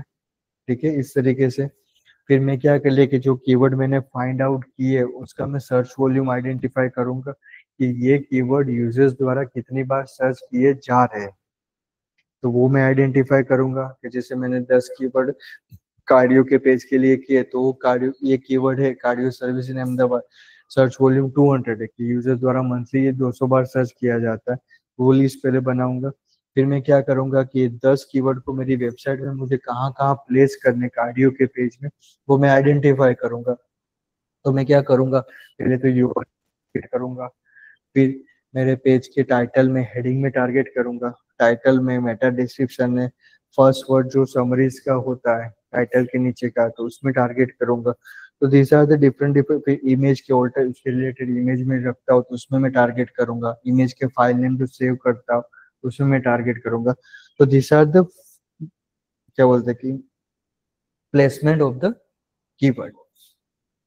तो एक समझो कि मैं इस पे कीवर्ड पे बार बार क्यों फोकस कर रहा हूँ कि एक राइट कीवर्ड आपकी इतनी जगह पे वेबसाइट के साथ जा रहा है, तो अगर वो कीवर्ड ही आपने रॉन्ग चूज किया होगा तो जहां जहां भी आप बोल रहे हो कि मैं कंटेंट में डालूंगा, हेडिंग में डालूंगा, तो वो रॉन्ग प्लेसमेंट पूरा मतलब रॉन्ग ही कीवर्ड होगा।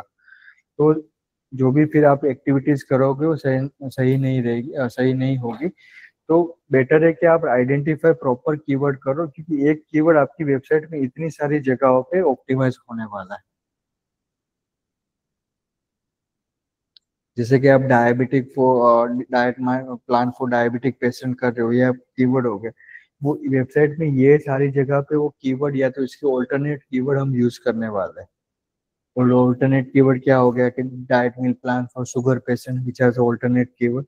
तो वो कीवर्ड कहीं ना कहीं हम यहाँ पे यूज करने वाले, तो प्रॉपरली कीवर्ड ऑप्टिमाइज होने चाहिए। दैट्स व्हाई मैं बार बार बोल रहा हूँ कि कीवर्ड का लिस्ट एक बार लेके आओ।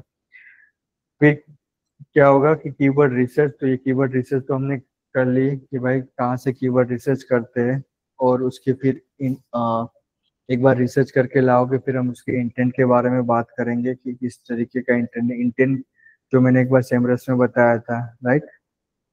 इंटेंट के कॉमर्शियल है, आपने कीवर्ड्स, यूजर्स क्या सर्च कर रहा है, उसकी सर्च इंटेंट क्या है। अगर मैं बाय नाइकी शूज कर रहा हूँ तो मैं एक जर्नी परचेस करना मतलब एक प्रोडक्ट परचेस करना चाहता हूँ। इट मीन्स कि मैं सामने वाली वेबसाइट को कुछ कन्वर्जेशन देने वाला हूँ। अगर मैं ये सर्च कर रहा हूँ कि top 10 Nike shoes, it means कि यूजर्स का इंटेंट ऐसा है कि वो कुछ इन्फॉर्मेशन लेना है, तो वो कीवर्ड हो गया इन्फॉर्मेटिव कीवर्ड। तो ये जो कीवर्ड्स की क्वेरी लाओगे उसमें आपको यूजर्स के पर्सपेक्टिव से सोचना पड़ेगा कि ये कीवर्ड कौन सी कैटेगरीज में फॉल डाउन होता है। तो एक बार लिस्ट लेके आओगे, फिर उसके इंटेंट के बारे में बात करेंगे। फिर मेटा टाइटल की बात कर दी, तो मेटा टाइटल की कैरेक्टर लिमिट कितनी होनी चाहिए, लेस देन 60 कैरेक्टर होनी चाहिए, उसमें एक प्राइमरी कीवर्ड आपका होना चाहिए। फिर हेडिंग्स की बात कर ली, तो एक पूरा जब आप एक पेज बनाओगे ना, उसमें ये सारी चीजें आपको ध्यान रखिए कि आपकी हेडिंग्स है एटलीस्ट 2 H2 सब हेडिंग होने चाहिए H2 वाले, H1 main, H2 with keywords होने चाहिए, ऑर्गेनाइज इंफॉर्मेशन हायर की प्रॉपर होनी चाहिए कि H1 हो रहा है, फिर H2, फिर H3, H4, इस तरीके से प्रॉपर हायर करनी चाहिए। मेटा डिस्क्रिप्शन, उसकी कैरेक्टर लिमिट, इमेज है तो इमेज में क्या चेकलिस्ट होनी चाहिए कि कंप्रेस होनी चाहिए, ऑल्टरनेट टेक्स्ट होने चाहिए, मतलब कीवर्ड्स आपके होने चाहिए, फाइल नेम जो आपने जिसके रिलेटेड है उसके नाम से फाइल नेम सेव करो, तो ये इमेज की चेकलिस्ट हो गई। फिर इंटरनल लिंकिंग की चेकलिस्ट हो गई, टेक्निकल का भी छोड़ देते।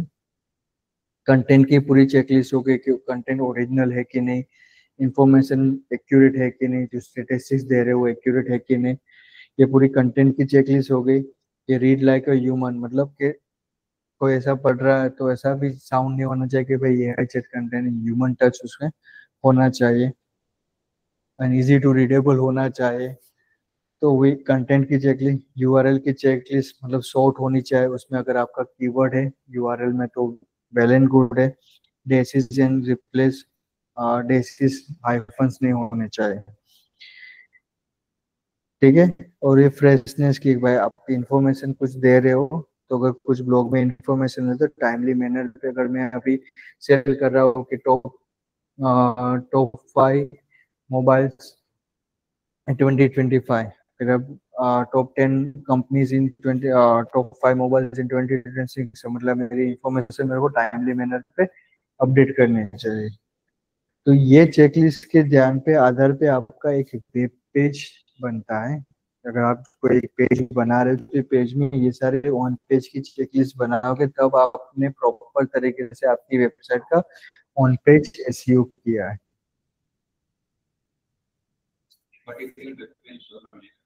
कोई भी page, blog page, home page, कोई भी पेज हो, ये चेकलिस्ट फॉलो होनी चाहिए कि भाई एटलीस्ट ये इसमें से कुछ ना कुछ चीजें, जब मैं स्टार्टिंग में ऑन पेज कर रहा था तब मेरे पास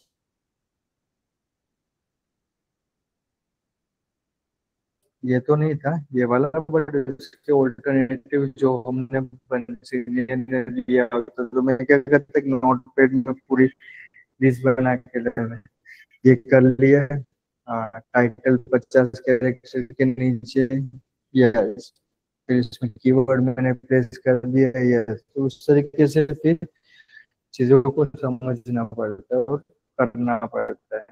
अब प्रॉपरली इम्प्लीमेंट करोगे तो देयर आर चांसेस के ऑन पेज से भी काफी सारी ऐसी कंपनियां हैं कि जो ऑन पेज एसईओ में 60% 70% एफर्ट डालती है और सिर्फ 20 या 30% ही ऑफ पेज एक्टिविटीज के लिए।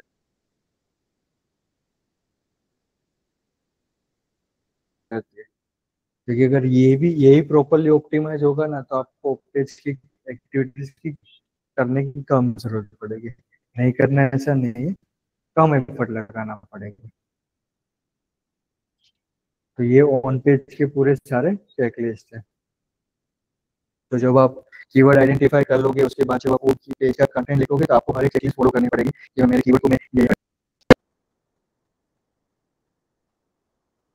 जैसे मैंने बताया था कि कीवर्ड्स के डिफरेंट टाइप ऑफ इंटेंट होते हैं, राइट। यहाँ पे जब हमने कुछ कस्टम सॉफ्टवेयर डेवलपमेंट सर्च किया था तो इसका इंटेंट क्या आया था, कॉमर्शियल आया था, राइट। देखो यहाँ पे कीवर्ड एक सर्च किया कि वोट आर चीना सेज, तो इट मीन्स के यूजर जो सर्च कर रहा है ना कुछ इन्फॉर्मेशन लेने आया है, तो it is called the informational keyword. Information keywords आपको सिर्फ ट्रैफिक जनरेट करके दे सकता है। अगर आप आपकी वेबसाइट में ब्लॉग लिख रहे हो कि व्हाट इज चीना सीड, तो यूजर्स को जब आपकी वेबसाइट पे आएगा तो वो सिर्फ इन्फॉर्मेशन लेके चला जाएगा, वो जर्नी परचेस नहीं करेगा। तो मेजरली इन्फॉर्मेशन जो कीवर्ड्स होते हैं वो सिर्फ आपको ट्रैफिक जनरेट करके दे सकते हैं। क्लियर। अब उसके इंटेंट के बारे में बात कर लेते हैं। देखो यहाँ पे आप कुछ सर्च करोगे, अगर आपको कुछ फर्दर समझ में नहीं आता है ना कि भाई इसका इंटेंट क्या है, तो आपका जो कीवर्ड होता है ना वो गूगल में सर्च करिए। गूगल में सर्च करने के बाद उसके रिजल्ट देखिए कि आपको रिजल्ट क्या आ रहा है। तो इसमें मेरे को रिजल्ट मेजरली आएगा ना वो ब्लॉग के रिलेटेड सारे चीज, आर्टिकल ब्लॉग के रिलेटेड आएंगे। तो मैं ये समझ जाऊंगा कि भाई ये कीवर्ड का इंटेंट, यूजर्स का इंटेंट है तो चूज इन्फॉर्मेशन लेना है। क्लियर।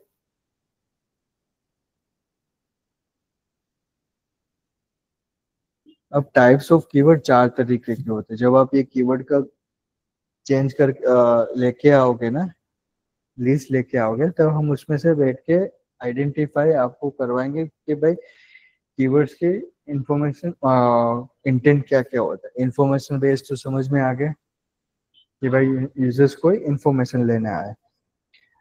अगर मैं बाय नाइकी शूज करता हूँ तो मैं कुछ ट्रांजेक्शन परचेस करना चाहता हूँ, तो यूजर्स का इंटेंट क्या हो गया कि यूजर्स कुछ जर्नी परचेस करना चाहता है। मैं ऐसा लिखूं कि टॉप 10 ब्यूटी प्रोडक्ट्स, तो क्या हो गया, कौन किस टाइप का यूजर का इंटेंट क्या हो गया, top top gym service in Ahmedabad या best gym services in Ahmedabad. या तो मैं सर के सब कीवर्ड यूजर सर्च कर रहा है कि diet chart plan for diabetic patient, diabetic patient, तो यूजर का इंटेंट क्या हो गया, वो कुछ इन्फॉर्मेशन लेने आया है। ठीक है, तो दो ज्यादा इंफॉर्मेटिव की। अब मैं कुछ आप ई कॉमर्स प्रोडक्ट सेल कर रहे हो, तो आप मान लीजिए कि स्किन केयर कोई प्रोडक्ट कर रहे हो, जैसे लेक्मी की कोई प्रोडक्ट कर रहे हो, तो मैं अगर गूगल में सर्च करता हूँ कि लेक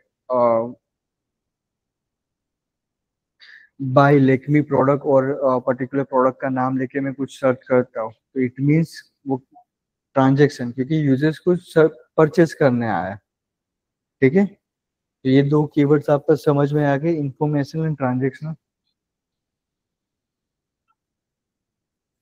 नेविगेशनल की इंटेंट क्या होता है,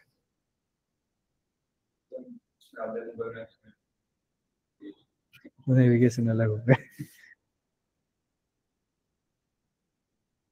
चेम्बरस का किस किस ने लॉगिन कर लिया, लॉगिन कर लिया चेम्बरस में, यूज कर रहे हो। आपने जो भी एक एक कीवर्ड सर्च के मेरे को जो आप लिस्ट बना के लाओगे, मैं क्या एक्सपेक्ट कर रहा हूँ, लिस्ट प्लस उसका सर्च वॉल्यूम, और अगर आपको समझ में आता है उसका इंटेंट क्या है तो बाजू में इंटेंट लिखना है। कहाँ पे ध्यान रहता है भाई, स्टार्टिंग में बोला था याद है, लिस्ट, उसका सर्च वॉल्यूम और उसका इंटेंट। अगर आपको जितना समझ में आता है ये चार इंटेंट में से, तो वो आपको इंटेंट है। अब एक होते हैं नेविगेशनल कीवर्ड्स। नेविगेशनल कीवर्ड्स मतलब कि आप कुछ फाइंड कर रहे हो, जैसे कि मान लीजिए कि आप कहीं पे लॉगिन करना चाहते हैं, ट्विटर पे लॉगिन करना चाहते हैं, फेसबुक पे लॉगिन करना चाहते हैं, आप लिखते हो फेसबुक लॉगिन, ठीक है, आपको लॉगिन की वेबसाइट आई। इट मीन्स के यूजर्स को आप एक पेज से दूसरे पेज पे नेविगेट कर रहे हो।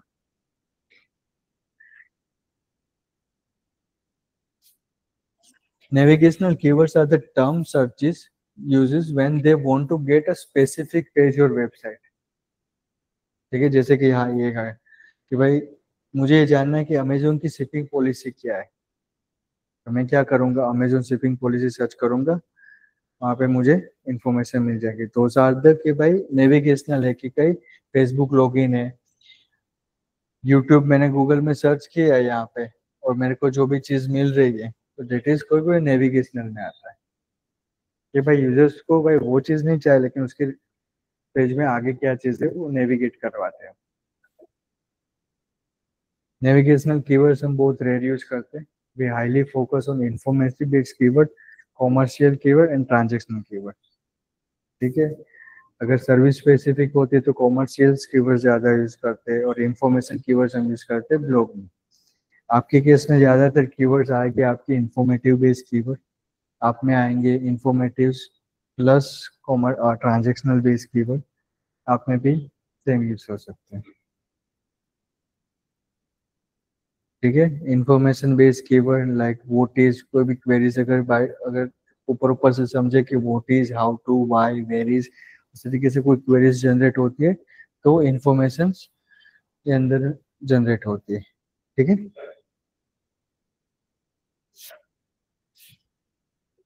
फिर लास्ट वाला हमने देख लिया था, लास्ट वाला हमने जो देख आ गया ट्रांजेक्शनल कीवर्ड्स के बाय,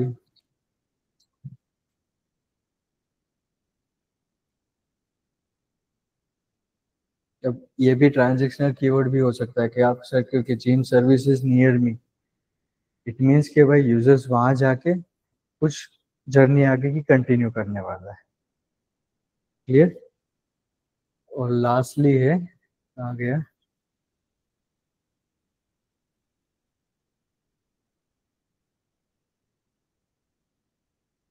जैसे कि कोई कीवर्ड सर्च करता है कि custom birthday cakes, it means wedding dresses, best running shoes. तो ये हो गया कि इंटेंट कॉमर्शियल है, मतलब कि भाई people enter the keyword within commercial intent into the search where they are doing research before making purchase। मतलब मुझे मान लीजिए कि मैं ऐसे कर रहा हूँ कि भाई best dot net agency in Ahmedabad, तो मैं क्या कर रहा हूँ कि मुझे डॉट नेट एजेंसी की रिक्वायरमेंट तो है, लेकिन उससे पहले मैं क्या कर रहा हूँ कि मैं कंपनी के बारे में जान रहा हूँ, परचेस करने के बारे में उसके लिए इंफॉर्मेशन गैदर कर रहा हूँ। तो this those keywords called the commercial keyword. ठीक है, तो टाइप ऑफ इंटेंट ये हो गए। दिस इज कॉल्ड, अगर मैं किसी ने सर्च किया एसईओ, सिर्फ सर्च किया SEO, that is called one phase keyword. SEO agency, that is called two phase keyword. SEO agency in Ahmedabad, that is called four phase keyword. मतलब जितना कीवर्ड आपका ब्रॉडर रहेगा उतना इजी रहेगा आपके लिए सर्च। और अगर मुझे एसईओ एजेंसी की इन अहमदाबाद जरूरत है तो मैं डायरेक्टली गूगल में यूजर ये नहीं लिखेगा एसईओ, वो क्या ही लिखेगा यूजर के परस्पेक्टिव से कि एसईओ एजेंसी इन अहमदाबाद, क्योंकि उसको क्या है कि अहमदाबाद की कोई एजेंसी से काम करवाना है। तो यूजर्स के परस्पेक्टिव से सोचो कि यूजर्स क्या क्वेरी सर्च करेगा तो वो हमारी वेबसाइट तक पहुंच पाएगा। क्लियर। तो कीवर्ड के इंटेंट के बारे में भी बात कर लें तो नेक्स्ट एक्सरसाइज में, और फिर नेक्स्ट एक्सरसाइज अगर किसी ने नहीं किए तो उसका क्लास नेक्स्ट का मिस हो जाएगा। मैं ऐसा तो नहीं बोलूंगा कि बैठने नहीं दूंगा, लेकिन आगे की चीजें फिर आपको टेक्निकल ऐसे और पेज भी पहुंच जाएगी, क्योंकि सारा एसईओ का गेम है कीवर्ड के ऊपर है। ठीक है,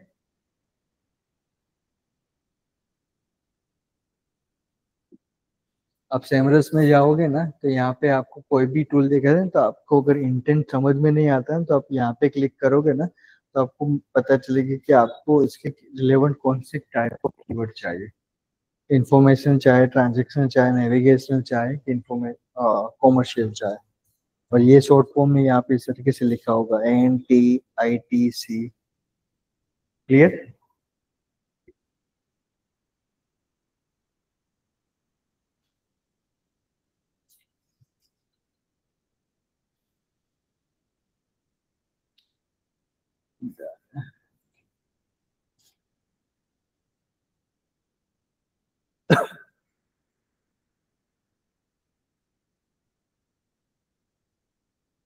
कुछ एग्जांपल्स में बोल रहा हूँ, आप मुझे बताएं कि कौन से इसका इवेंट इंटेंट क्या हो सकता है।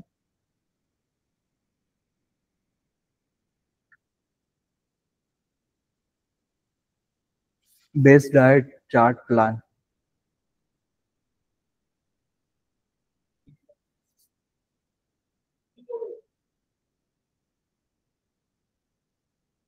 और ऐसा नहीं कि एक ही होता है इंटेंट, दो भी इंटेंट हो सकते हैं।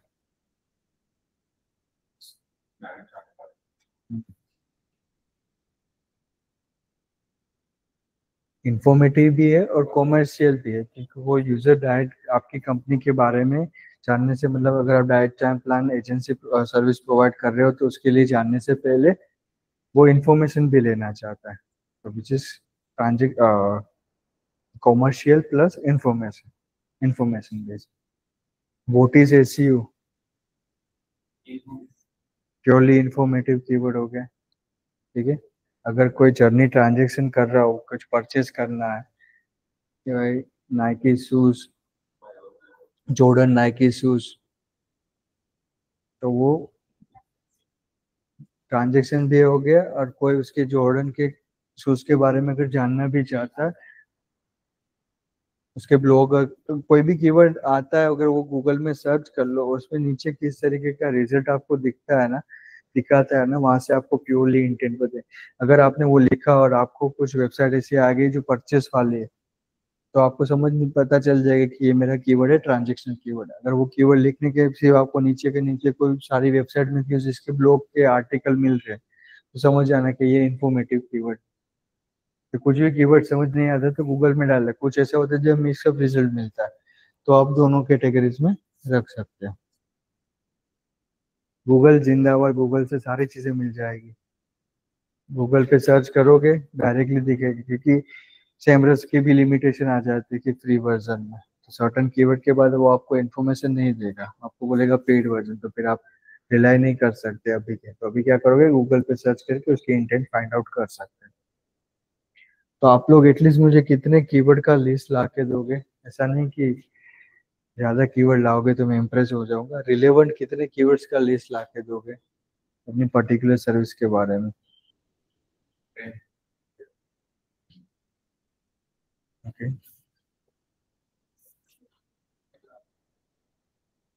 मैं एक्सपेक्ट कर रहा हूँ कि 50 जितने कीवर्ड्स के लिस्ट आप ला के दो।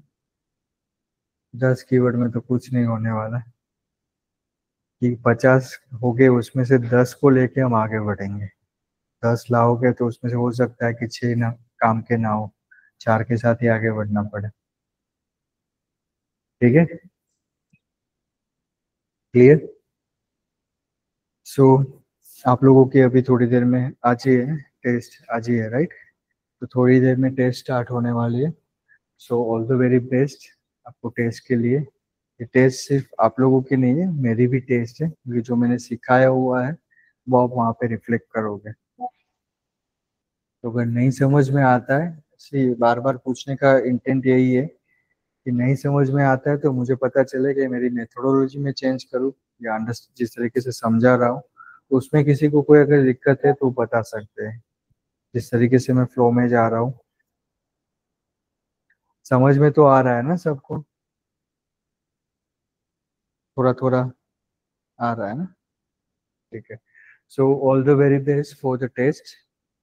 एंड अगेन ये चीज बोल रहा हूँ कि जितना यहाँ पे सिखा रहा हूँ उससे कई गुना ज्यादा आपको मेहनत करनी पड़ेगी, और इसके बेसिस पे आपके एक स्कोर कार्ड जनरेट होगा।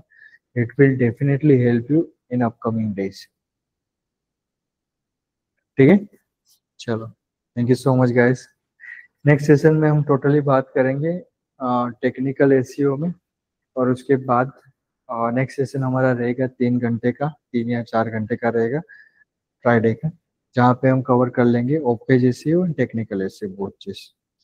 ठीक है, डन है, चलो।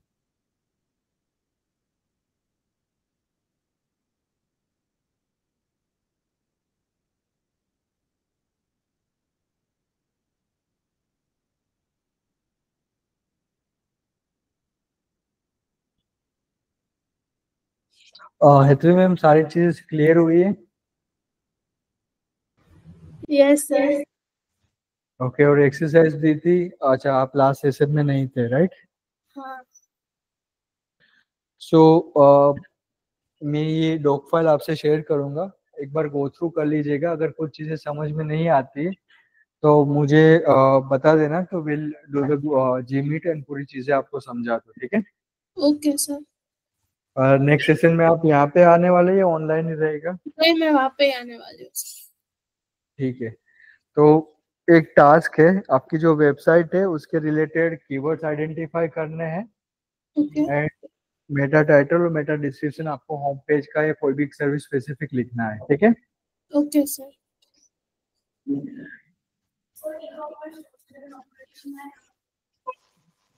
सॉरी,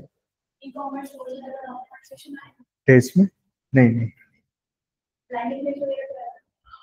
हाँ लैंडिंग पेज आएगा। ई कॉमर्स स्टोर्स का है लेकिन हमने कवर नहीं किया हुआ है, बाकी रखा हुआ है। ई कॉमर्स स्टोर के बाद ही वो वर्डप्रेस का, वर्डप्रेस तो वो लिखा था, वर्डप्रेस आ रहा है कि नहीं? वर्डप्रेस आ रहा है कि, लेकिन ई कॉमर्स का जो भी वो होता है ना, पेमेंट रिलेटेड क्वेश्चंस, वो सारी चीजें नहीं आएगी। इंटीग्रेशन जो पेमेंट रिलेटेड होते हैं ना, वो नहीं आएगा। ई कॉमर्स के बेसिक्स हम्म, ई कॉमर्स के बेसिक्स नहीं ये सारी चीजें नहीं आएगी। तो वर्डप्रेस में करना नहीं आता कि वर्डप्रेस में तो सिंपल सिर्फ वही प्रैक्टिकल वाला था। हाँ वही प्रैक्टिकल है। ये क्या है कि ई कॉमर्स सेटअप अगर आपको करना है शॉपिफाई में, ये जो प्लगइन्स है, तो अभी हमने बाकी सारे प्लगइन्स नहीं ऐड करवाए, वो कॉमर्स एंड ऑल दैट। नहीं, वो टेस्ट में क्या है, वो तो स्ट्रेटली वर्डप्रेस में। ये टेस्ट में पूरा ये सेक्शन के रिलेटेड होगा, लैंडिंग पेज के रिलेटेड, डोमेन होस्टिंग के रिलेटेड, फिर ई कॉमर्स में पेमेंट रिलेटेड नहीं है क्वेश्चन, ठीक है? बट ये कहाँ से परचेस कर सकते हैं, फिर यहाँ पे प्लगइन्स जो होते हैं, वो प्लगइन्स की कौन कौन से प्लगइन्स यूटिलाइज होते हैं, एलिमेंटर क्या होता है, एलिमेंटर का बताया था राइट?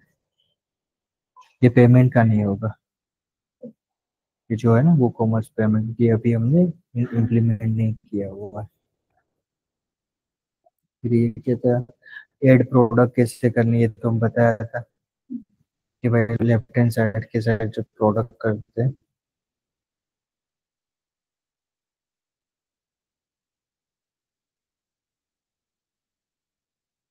ये होता है कि यूके को वर्डप्रेस के साथ जाना है, तो कहाँ से मतलब वो कॉमर्स से आप कर सकते हो, मेंबर प्रेस, ये मतलब ऑल्टरनेटिव शॉपिफाई में वो ई कॉमर्स पेज वेबसाइट बना सकते हो, वो कॉमर्स के साथ बना सकते हो member press. We recommend using the WooCommerce for the flexible and valuable features, क्योंकि WooCommerce में फंक्शनलिटीज ज्यादा देते हैं। फिर ये क्या था, मीट द वर्डप्रेस, तो वर्डप्रेस डाउनलोड करने का था, वर्डप्रेस प्लगइन, ये प्लगइन ओके,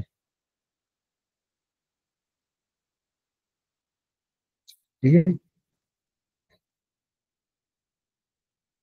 हमारी मेजर चीज तो एलिमेंटर से सारी चीजें हम करते हैं, ठीक है?